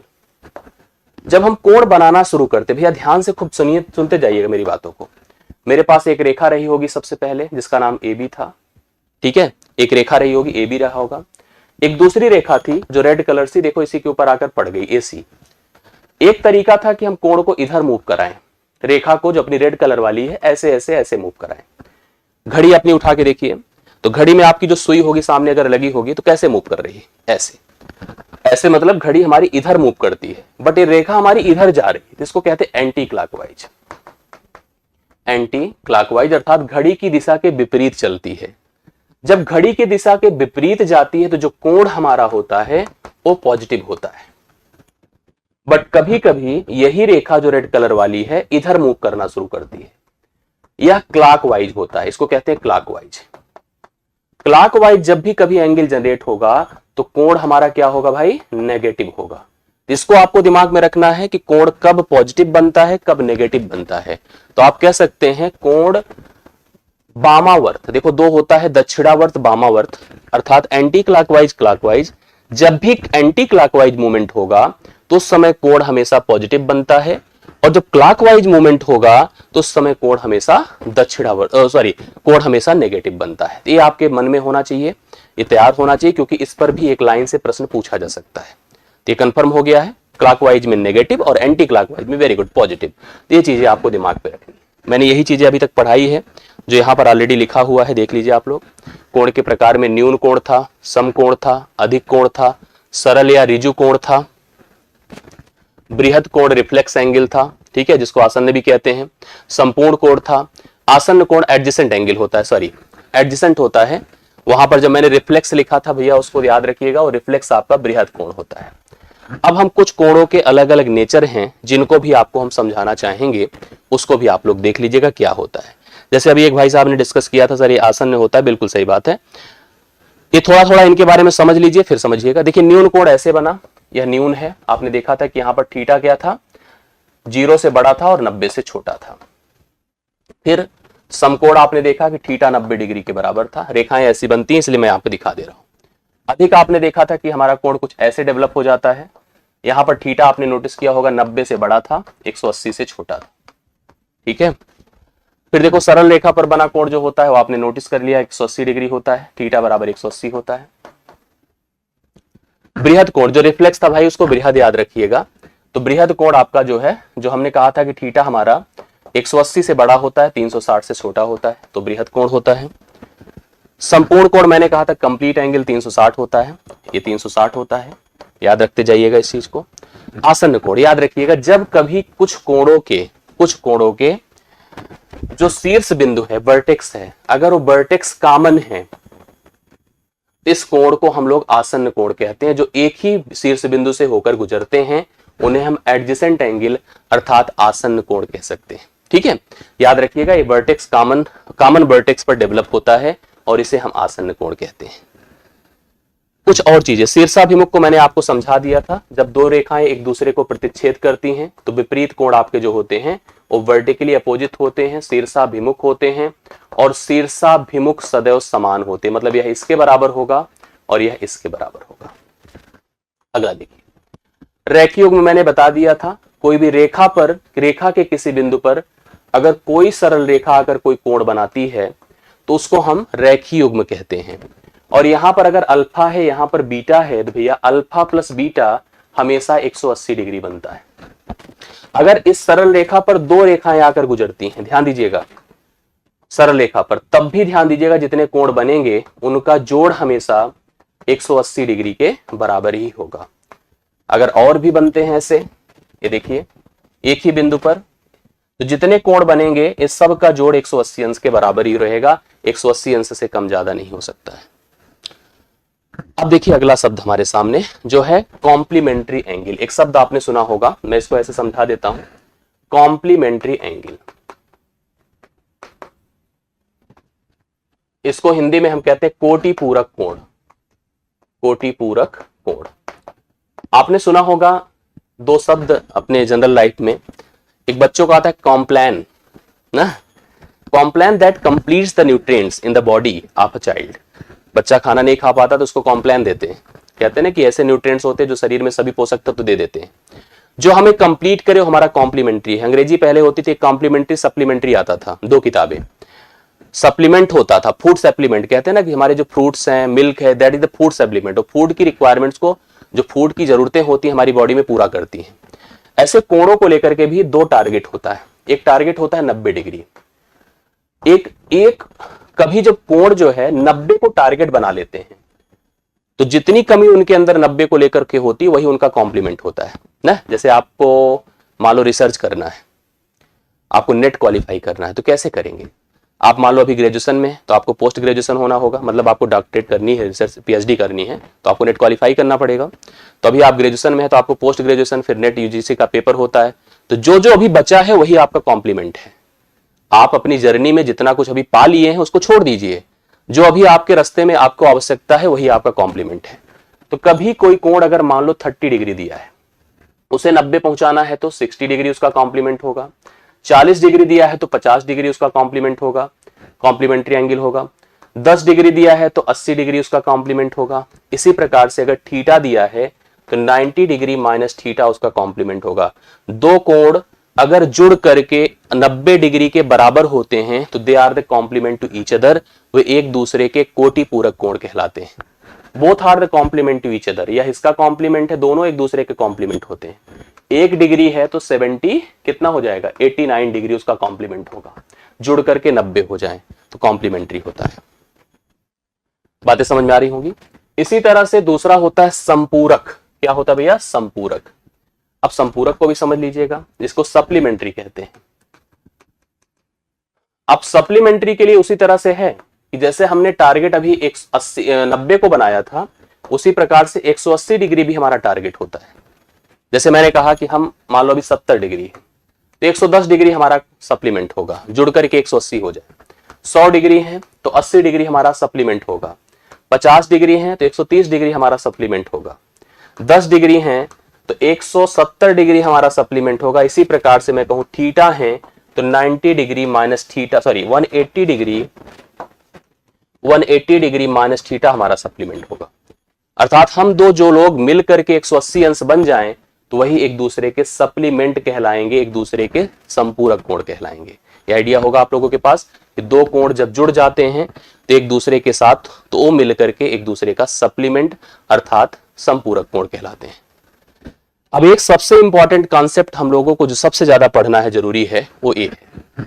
ये ध्यान से देखिएगा, मैं इसको आपको समझाने जा रहा हूं लेकिन अपने शब्दों में, मेरे शब्द में इसको सुनिएगा, वो ज्यादा अच्छे से आपको क्लियर करेगा, टच करेगा।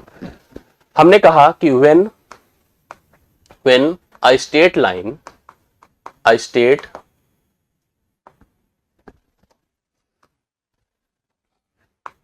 When a straight line intersect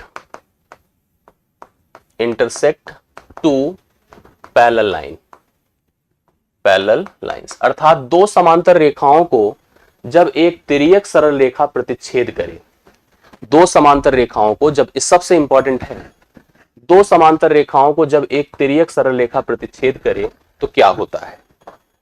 देखो क्या क्या होता है। दो समांतर रेखाएं पहले ले लीजिए, ले लिया हमने, एक का नाम मान लो यल है, दूसरे का नाम यम है, दोनों समांतर है, इस तरह से एरो डिनोट किया जाता है। एक तिर्यक सरल रेखा इसको प्रतिच्छेद करती है, जैसे ही तिर्यक सरल रेखा ने प्रतिच्छेद किया 8 कोण बनते हैं, 1 number, 2 number, 3 number, 4 number, 5 number, 6 number, 7 number और 8 नंबर, ये 8 कोण बने। ठीक है, अब इन 8 कोणों को लेकर के कुछ अलग अलग थॉट्स हैं, उनको समझिए। अलग अलग थॉट्स हैं, एक एक करके ध्यान से सुनते जाइएगा, सब कंफर्म होता जाएगा। सबसे पहला थॉट आप ध्यान से देखिएगा, सबसे पहले थॉट में होता है अल्टरनेट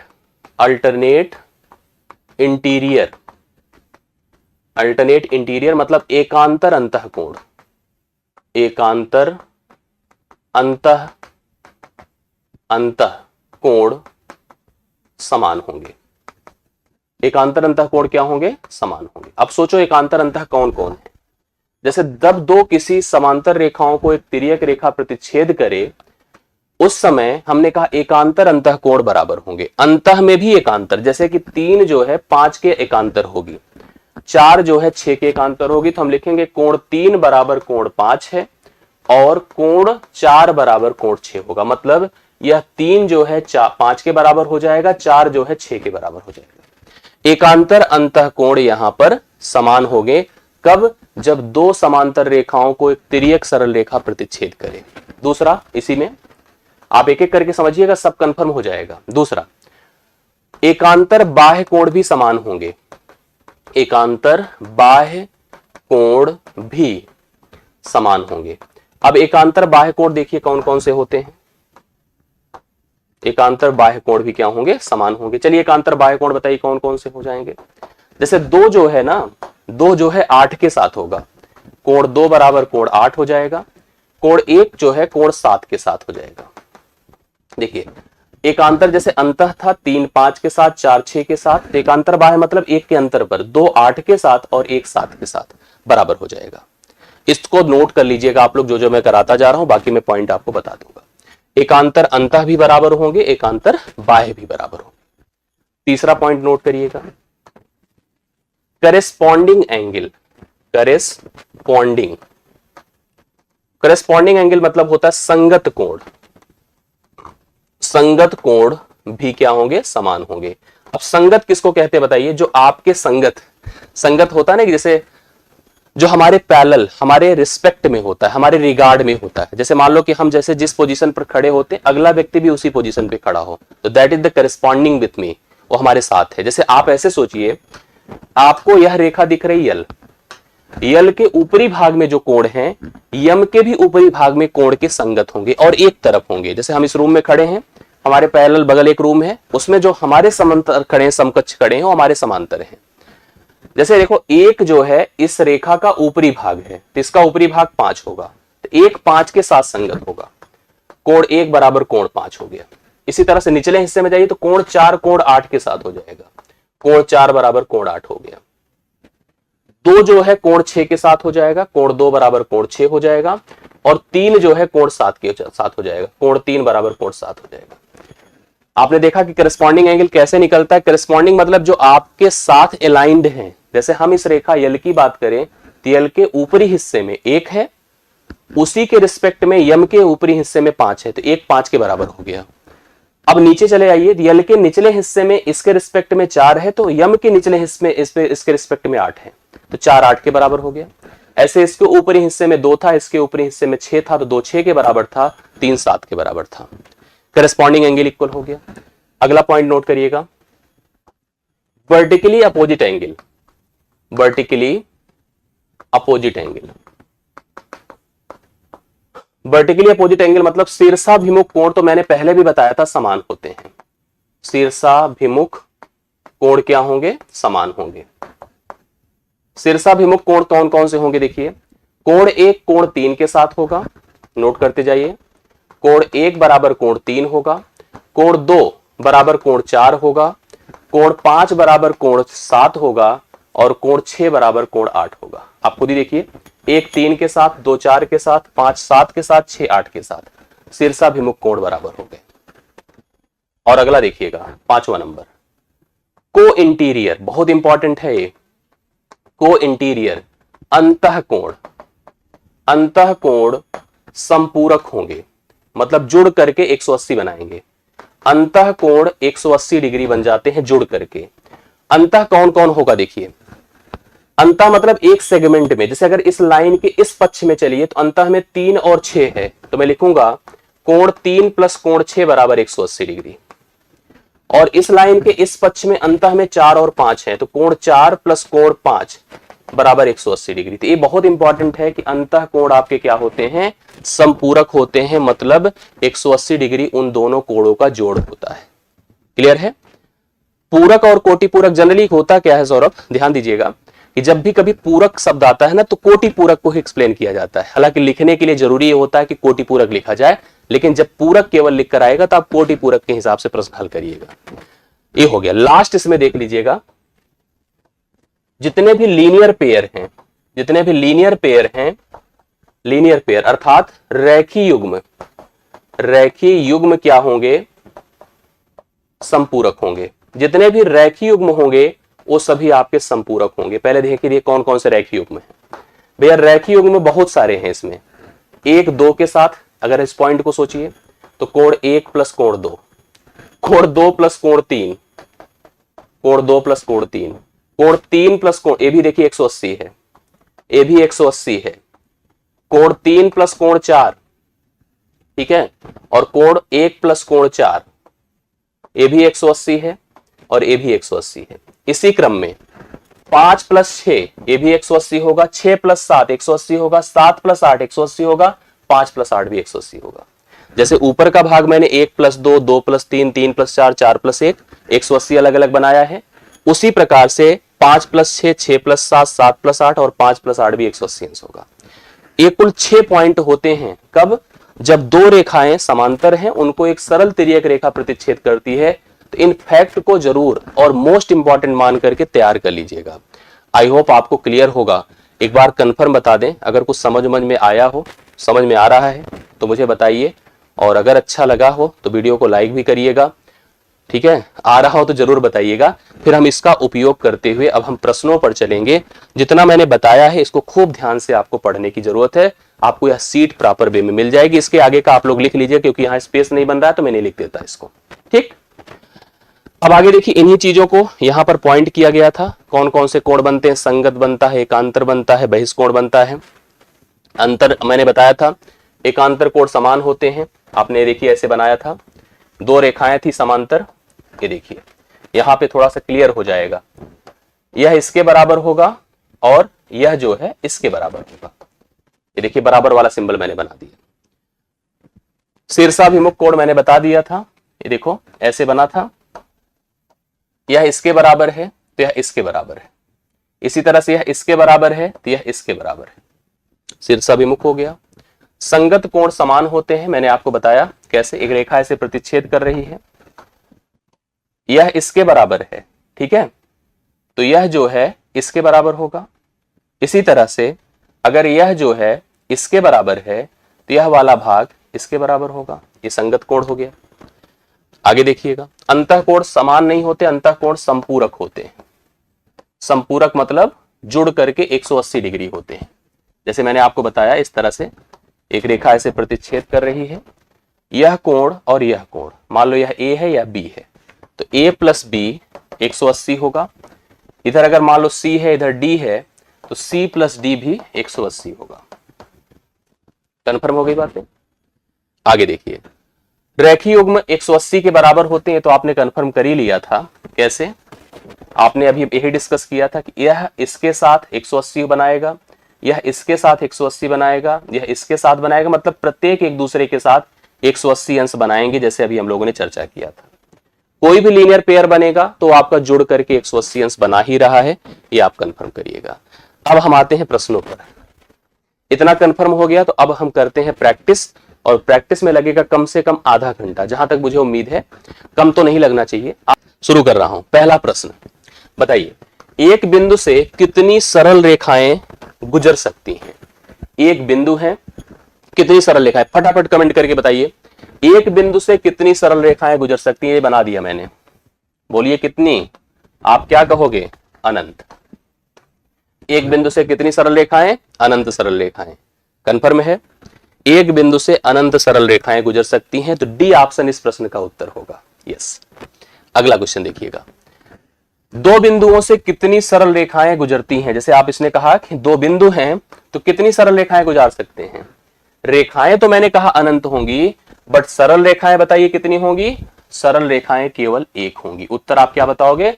अगर दो बिंदुओं से गुजरने वाली सरल रेखाओं की बात किया जाए तो सरल रेखाएं भैया कितनी होंगी? एक होंगी। अगर हमसे कहता रेखा केवल, जो कि वक्र रेखा भी हो सकता था सरल, तो वो अनंत हो सकता है, बट अगर रेखाओं की बात करोगे तो only one the straight line can be possible या पासेस फ्रॉम द 2 पॉइंट्स।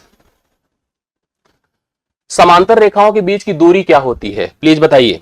दो समांतर रेखाएं हैं, कमेंट करते चलिए आप लोग तेजी के साथ। दो समांतर रेखाएं हैं, ए रेखा ए रेखा, एक यल है दूसरी यम है। दो समांतर रेखाएं तो उनके बीच की दूरी क्या होती है? सदैव समान होती है, हमेशा। उनके बीच की दूरी कभी भी परिवर्तित नहीं होती, हमेशा बराबर होती है। दो समांतर रेखाओं के बीच की दूरी हमेशा क्या होती है? बराबर होती है। कमेंट करते चलिए जिससे कि कंफर्म होता जाए, सभी का क्लियर होता जाए। किसी रेखा पर स्थित बिंदु की उस रेखा से दूरी क्या होती है? ध्यान से देखिए, एक रेखा है, रेखा पर ही एक बिंदु है। कहा जा रहा है कि कोई रेखा है, रेखा पर ही स्थित बिंदु है, जो रेखा को सेटिस्फाई कर रहा है क्योंकि उस पर एक बिंदु है। तो उस रेखा से उस बिंदु की दूरी क्या है? मान लो रेखा ए बी है और बिंदु यहां पर डी है, तो उस बिंदु से दूरी क्या होगी? हमेशा शून्य होगी। वो तो उसी पर स्थित कर रहा है ना, उसको संतुष्ट कर रहा है। तो यहां पर कम ज्यादा की बात ही नहीं होती है। रेखा पर स्थित बिंदु की रेखा से दूरी हमेशा क्या होती है? शून्य होती है। मतलब कोई काउंटिंग नहीं है, मतलब वो वही रह जाती है। चौथे का हो गया शून्य। दो समांतर रेखाएं जब एक तिर्यक रेखा को प्रतिच्छेद करती हैं, दो समांतर रेखाएं अभी अभी हम लोग डिस्कस कर रहे थे, जब एक तिर्यक रेखा को प्रतिच्छेद करती हैं, कैसे प्रतिच्छेद होती हैं, तो संगत कोण क्या होते हैं? अभी डिस्कस किया था संगत। ये देखिए, संगत कोण सदैव समान होते हैं। मैंने यही डिस्कस किया था ना, संगत कोण क्या होते हैं? समान होते हैं। ये समझ रहे हैं कि नहीं? मैंने कहा कि जब दो समांतर रेखाएं एक तिर्यक रेखा द्वारा प्रतिच्छेदित होती हैं तो संगत कोण हमेशा क्या होते हैं? समान होते हैं।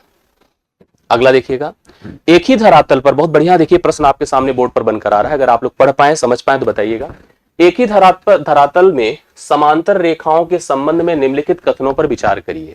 कहा गया, पहला नोट करिएगा, दो रेखाएं L2 L3 तीसरी रेखा L1 के समांतर हैं। अब हम कहीं इसको प्लॉट करते हैं, ये देखिए यहीं पे बना रहा हूं। एक है L1, एक है L2 और एक है L3। पॉइंट करिएगा, इसने कहा, ध्यान से देखिएगा, दो सरल रेखाएं L2 L3 तीसरी रेखा L1 के समांतर है। ये दोनों रेखाएं इसके समांतर हैं। L2 भी L1 के समांतर है, L3 भी L1 के समांतर है। इसका मतलब हो जाएगा कि L2 L3 के समांतर होगा। इसको थोड़ा आप समझ लीजिए बोर्ड पर ऐसे।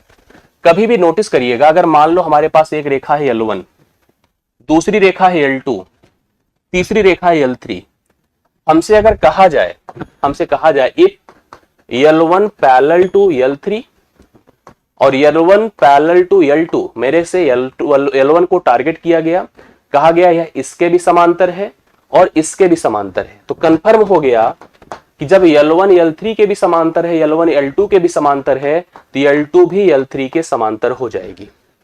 L2 भी L3 के समांतर हो जाएगी, और इस प्रश्न में यही हमको कहा गया है।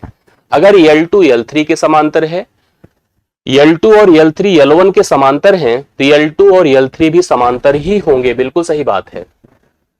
दो सरल रेखाएं L2 और L3 तीसरी रेखा L1 पर लंब हैं। L2 और L3 तीसरी रेखा पर लंब हैं। अगर लंब हैं, ये भी जाके इस पे लंब हैं, ये भी अगला पॉइंट ही, आप इसको नोट कर सकते हैं। देखिए ध्यान से, इसका पॉइंट यहां नोट कर सकते हैं। जैसे मान लीजिए यह इस पर लंब है L1 और यह इस पर लंब है L2। L1 जो है लंब है L3 पर और L1 जो है लंब है L2 पर, तो कंफर्म है कि L2 और L3 भी एक दूसरे के साथ लंबवत ही होंगी।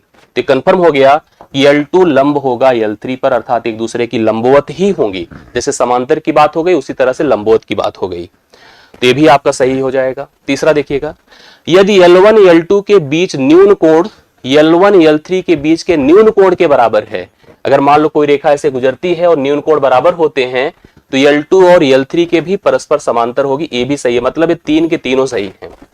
पहला, दूसरा और तीसरा तीनों सही हैं। पहला ऑप्शन होगा एकदम राइट सोल्यूशन, पहला ऑप्शन इस प्रश्न का उत्तर होगा। तीनों स्टेटमेंट आपके करेक्ट हैं। यस, आई होप आपको समझ में आया होगा। आप नोट कर लीजिएगा, समझ लीजिएगा, इस तरह के प्रश्न आपसे पूछे जा सकते हैं। अब मैं आगे बढ़ रहा हूं, अगले प्रश्न पर आता हूं। ये मैंने पॉइंट आपको बता दिए हैं। अब तीसरा, सातवां नंबर देखिएगा। सातवां देखिए कितने लोग बता रहे हैं, फटाफट कमेंट के साथ आप लोग बढ़िए। एक कोण अपने संपूरक का एक तिहाई है। एक कोण अपने संपूरक का एक तिहाई है, उस कोण का मान बताइए।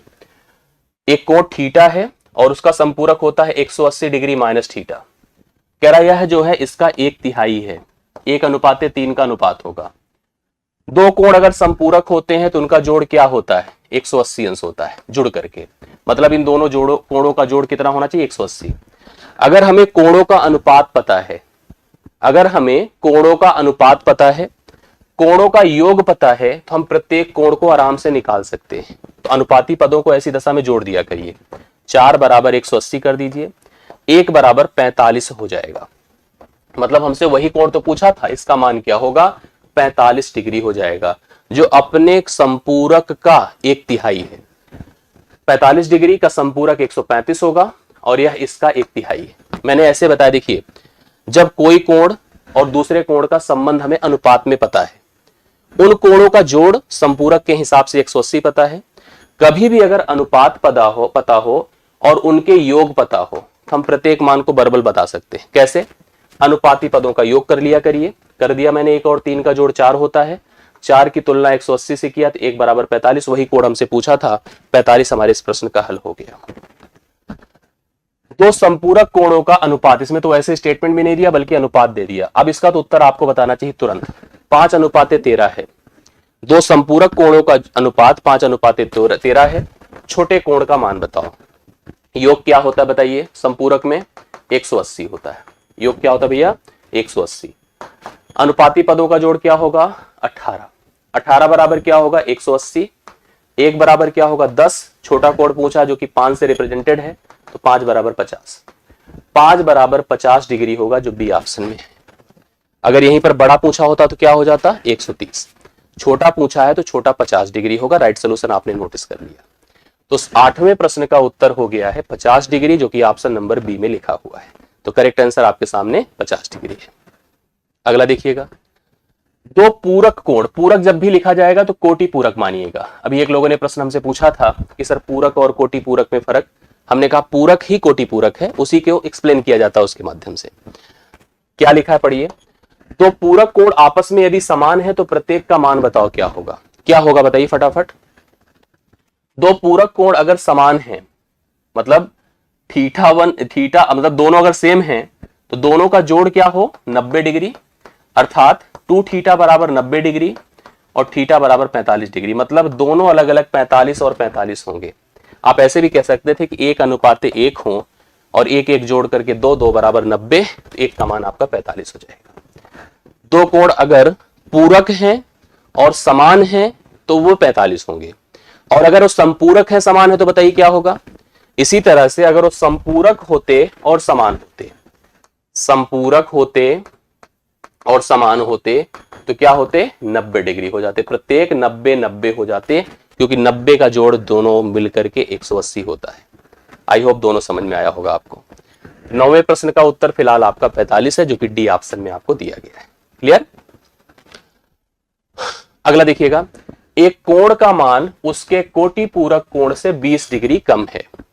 एक कोण है जिसका मान उसके कोटि पूरक कोण से 20 डिग्री कम है, तो कोण का मान बता दो क्या होगा।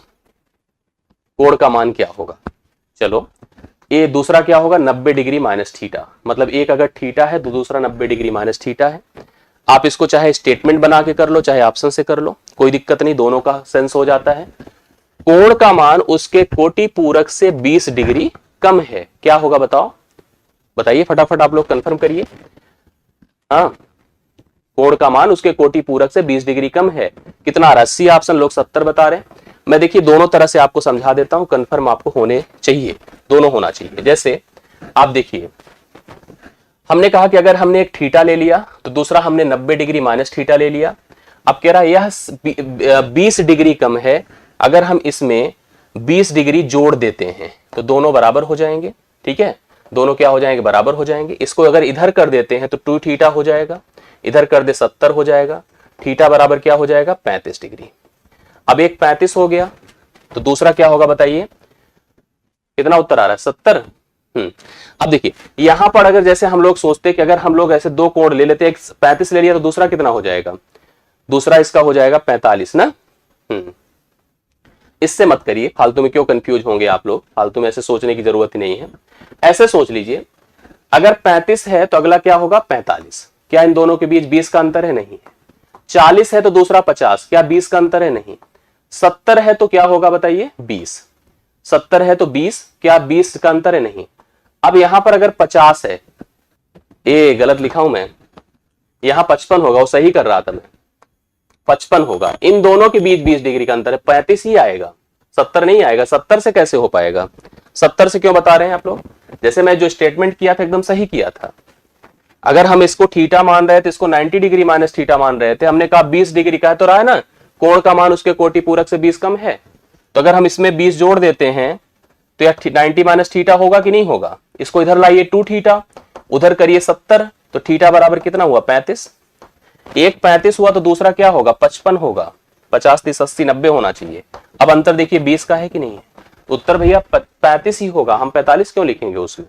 तो राइट सोल्यूशन 35 है, उसका कोटि पूरक क्या है। बहुत सारे लोग हमें 70 बता रहे हैं, छोटा सा प्रश्न है, ये सब नहीं करना चाहिए आप लोगों को, फालतू वाली बात करते हैं आप लोग।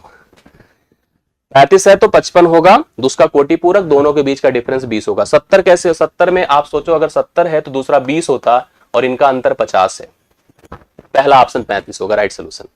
क्लियर है, यस, 10 नंबर आपका कंफर्म हो गया, 35 राइट सोल्यूशन है। अगला बढ़ रहा हूं लेकर के, बताइए यदि 2x प्लस 17 डिग्री और x प्लस 4 डिग्री ये दोनों कोटि पूरक हैं तो x का मान बताना है। अगर दोनों कोटि पूरक हैं तो इनका जोड़ क्या होगा 90 डिग्री होगा, इनका जोड़ क्या होगा 90 डिग्री होगा। जोड़िए जोड़िए, इधर लाइए तो 3x हो जाएगा, 17 4 21 होगा, बराबर 90 हो गया। 2x प्लस 17 और x प्लस 4 को जोड़ा तो 3x प्लस 21 हो गया, और यहां पर बराबर 90 है, तो 3x बराबर बताइए 10 में से 1 9 और 8 में से 2 69 हो गया, तो x बराबर 23 हो जाएगा। x बराबर कितना हो जाएगा 23, राइट सोल्यूशन 23। उत्तर आ रहा है, बिल्कुल कंफर्म करते जाइए सभी लोग, जिससे कि उत्तर आता चला जाए।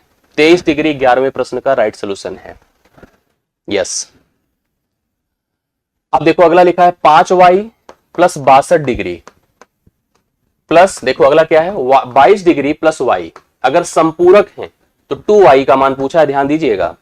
संपूरक है तो जुड़कर क्या होंगे 180 होंगे, जुड़कर कितने होंगे 180। जोड़िए 5y और y 6y।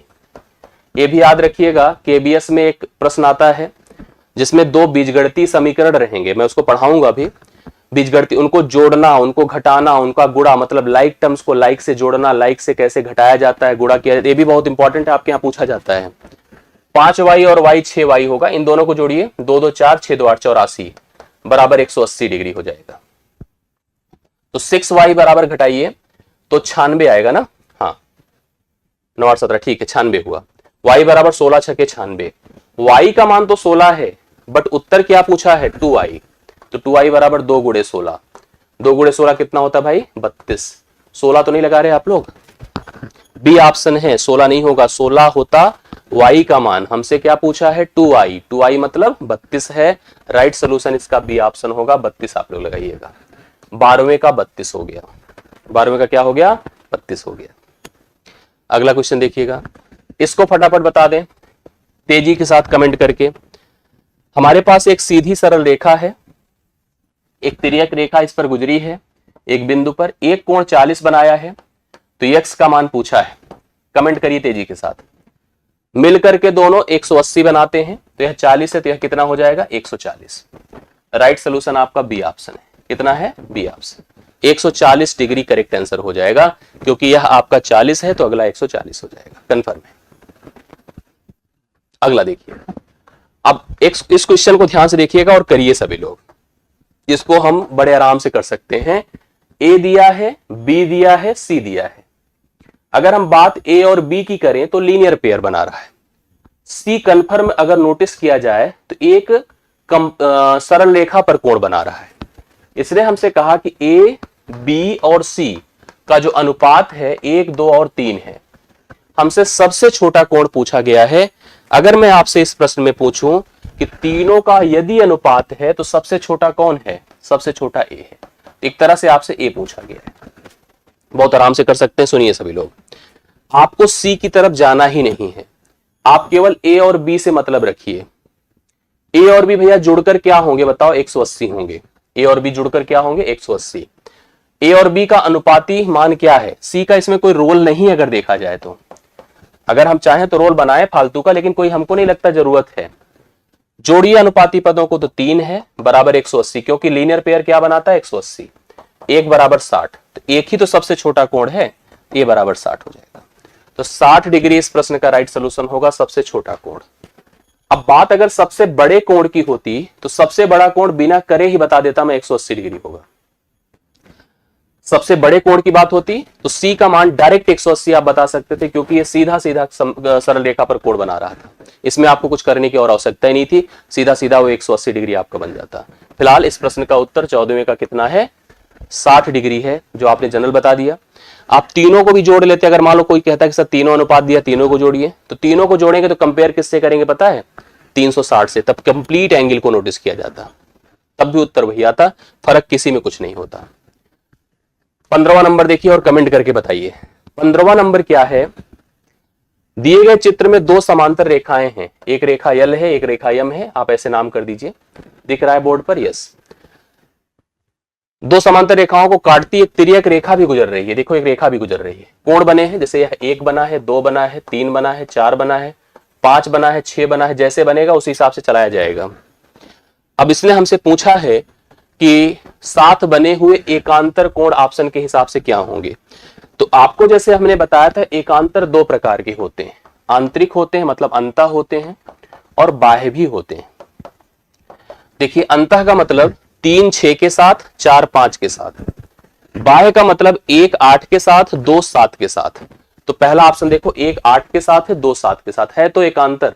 लेकिन कैसा एकांतर बताइए? बाह्य है तो एकांतर लेकिन बाह्य। तो पहला ऑप्शन हमसे रिलेट कर रहा है।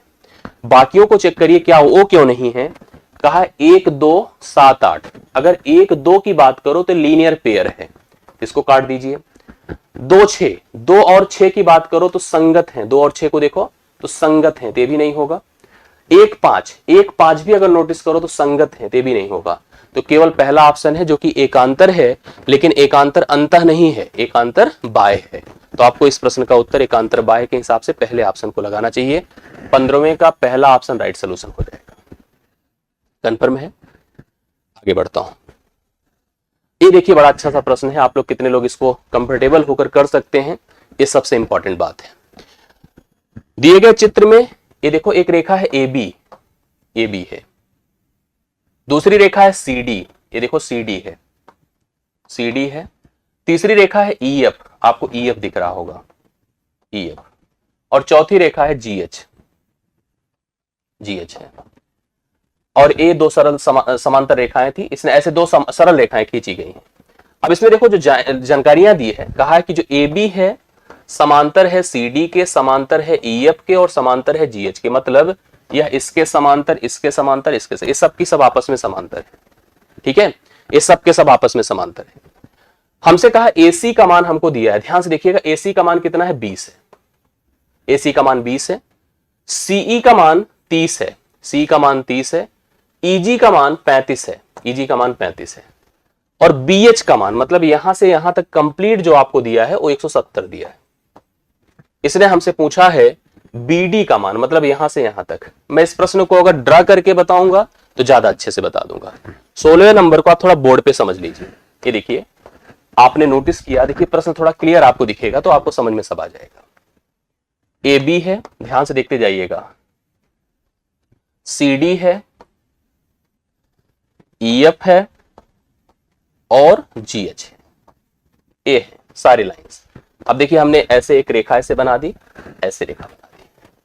इसका लेंथ 20 है, ये 30 है और ये 35 है। और यह कंप्लीट आपका यहां से यहां तक ये आपका 170 है। हमसे यहां से यहां की लेंथ पूछा है। याद रखिएगा, इसके साथ साथ बताया है कि यह इसके समांतर, मतलब सभी रेखाएं आपस में समांतर है। कौन कौन लोग कर पाएंगे? ये जो BD है ना, आप सोचो कि एग्जैक्टली सर 20 हो जाए तो 20 नहीं बताएंगे, लेकिन इसके साथ कंपेयर्ड बताएंगे, इसके साथ कंपेयर्ड बताएंगे। दूरियों को थोड़ी कंपेयर किया गया उसने, तो कंपेयर्ड होगा रिस्पेक्ट में, जैसे जिस अनुपात में इनका सिस्टम है, जिस रिस्पेक्ट में, उसी अनुपात में इनका भी होगा। कैसे? हम पहले तो आप एक काम करिए, इनका अनुपात बनाइए। 5 चौके 20, 5 छंग 30, 5 7 35। ये रेखाएं 4, 6 और 7 के अनुपात में है। मतलब आप लिख सकते हैं कि AC, CE और EG, ये रेखाएं AC, CE और EG किस अनुपात में है? 4, 6 और 7 के अनुपात में। वह एकदम सेम टू सेम उसी रिस्पेक्ट में इनको भी लिखना पड़ेगा। जिनमें जोड़ हमको पता है, अनुपात वही काम करेगा। तो 4 अनुपात 6 अनुपात 7 में ही ब्रेक कर दीजिए। तो जोड़िए अनुपाती पदों को, 4 6 10 7 17 हुआ। 17 बराबर 170, 17 बराबर 170, 1 बराबर 10, तो इसका भाग 4 है, तो 4 बराबर 40। यह लेंथ आपकी 40 हो जाएगी। इसी तरह से इसका भाग 6 होगा तो यह 60 हो जाएगी, और इसका भाग आपका 7 है तो यह 70 हो जाएगा। 70 60 130 40 170 होगा। तो इस प्रश्न का उत्तर 40 होगा। इस प्रश्न का उत्तर क्या होगा? 40 होगा। 16वें को मैंने अगले पन्ने पर समझा दिया है, आप वहां देख लीजिएगा, उससे आप क्लियर कर लीजिएगा। 16 नंबर आपके इस प्रश्न का उत्तर 40 है, और इंपॉर्टेंट क्वेश्चन है, तैयार रखिएगा ऐसे प्रश्नों को, कंफ्यूज मत होइएगा। आगे बढ़ता हूं, जल्दी खत्म हो रहा है, टेंशन मत लीजिए आप लोग। 17 नंबर, 17 को देखिए ध्यान से, कोई खतरा नहीं है, बहुत आराम से कर सकते हैं। PQ समांतर, ये देखो PQ समांतर है RS के, ये इसके समांतर है। तो x के कोटि पूरक कोण का मान बताना है। अब देखो, जैसे आपको लिखा होगा यहां पर 3x दिया है, 5x दिया है, 4x दिया है। यहां Q है, यहां P है, यहां O है, यहां पर R है, यहां पर S है।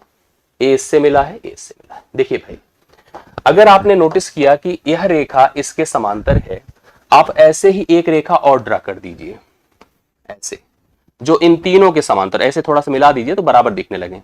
ये तीनों आपस में समांतर बना दीजिए।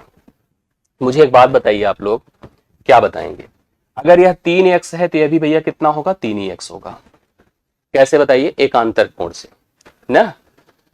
ये पूरा 5 था, अगर ये 3x हुआ तो ये कितना हुआ? 2x हुआ ना, क्योंकि मिलकर के 5x होना है। इन दोनों के बारे में बताइए, ये दोनों अंतःकोण होंगे।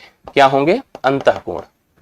और अंतःकोण क्या होते हैं? संपूरक। पहले सुनिए, ये 3 था, x था, तो ये भी 3x होगा, क्योंकि पूरा 5x था तो ये भी 2x हो जाएगा। और 4x और 2x अंतःकोण होंगे, तो 4x और 2x को जोड़ करके 180 लिख सकते हैं लोग ना। तो 4x 2x मिलकर के कितना हो जाएगा बताइए? 4x 2x मिलकर 6x बराबर 180 हो जाएगा, और x बराबर कितना हो जाएगा? 30 डिग्री। x का मान 30 हो गया। लेकिन हमसे पूछा क्या है? x के कोटि पूरक को बताना है, ना कि x बताना है। तो कोटि पूरक क्या होगा इसका? इसका कोटि पूरक हो जाएगा, कमेंट कर दीजिए, इसका कोटि पूरक 150 हो जाएगा, क्योंकि जुड़कर दोनों के, सॉरी कोटि पूरक बोला यार, हम संपूरक लिख रहे हैं। कोटि पूरक इसका 60 डिग्री हो जाएगा, क्योंकि जुड़कर दोनों क्या होने चाहिए? 90 होने चाहिए।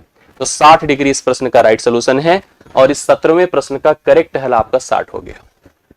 क्लियर हो गई बातें? यस। x 30 आया था तो उसका कोटि पूरक आपका 60 हो गया। अब जल्दी खत्म होने वाला है सेशन, बस इंतजार करिए, 2-3 प्रश्न और रुक करके। हाँ, भूख वूख तो नहीं लग रही सबको? कंफर्म कर लीजिए। अगला प्रश्न हम लोग बोर्ड पर ला रहे हैं, यहां पर इसको नोटिस करिए। 2 रेखाएं, एक हमारे पास PR है, ये PR है, देख रहे हैं यहां पर, और दूसरी QS है, ये QS है। PR है और QS है, मैं इसको ऐसे बना देता हूं तो ज्यादा अच्छा रह जाएगा। देखिए ये आपका पी क्यू है, ये ऐसे मिला दीजिए, पी आर है और यहां पर क्यू एस है, यस है। इसने हमसे कहा है इस प्रश्न में, थोड़ा सा इसको बेंड कर दें जिससे लगे कि ये समांतर है। यहां पर कोण दिया हमको ओ है, यहां पर 130 डिग्री दिया है, पी क्यू आर एस इस टाइप से बनाए और भैया देखो यस है और यह 40 डिग्री है। ओ पर प्रतिच्छेद करती है, पीओ एस बराबर 130 है, आप देख पा रहे हैं पीओ एस बराबर 130 है, क्यू एस आर बराबर 40 है, पी क्यू समांतर आर एस है। मतलब सबसे इंपॉर्टेंट लाइन तो यही है, यह रेखा इसके समांतर है। ये तिर्यक रेखाएं हैं जो प्रतिच्छेद करते रहती हैं। अब हमसे क्या पूछा है, क्यूपीओ दैट मीन्स दिस वन, इसके बारे में सबसे पहले इसको लिखना है आपको। दूसरा पीओ क्यू मतलब इसके बारे में। तो ये तो कंफर्म है, इसमें कोई डाउट ही नहीं है। अगर यह 130 है तो इसको क्या लिखेंगे, 50 लीनियर पेयर के हिसाब से, मतलब दूसरा एंगल 50 है। एक ही ऑप्शन है जहां दूसरा एंगल 50 है, तो उत्तर तो हमारा कंफर्म हो गया।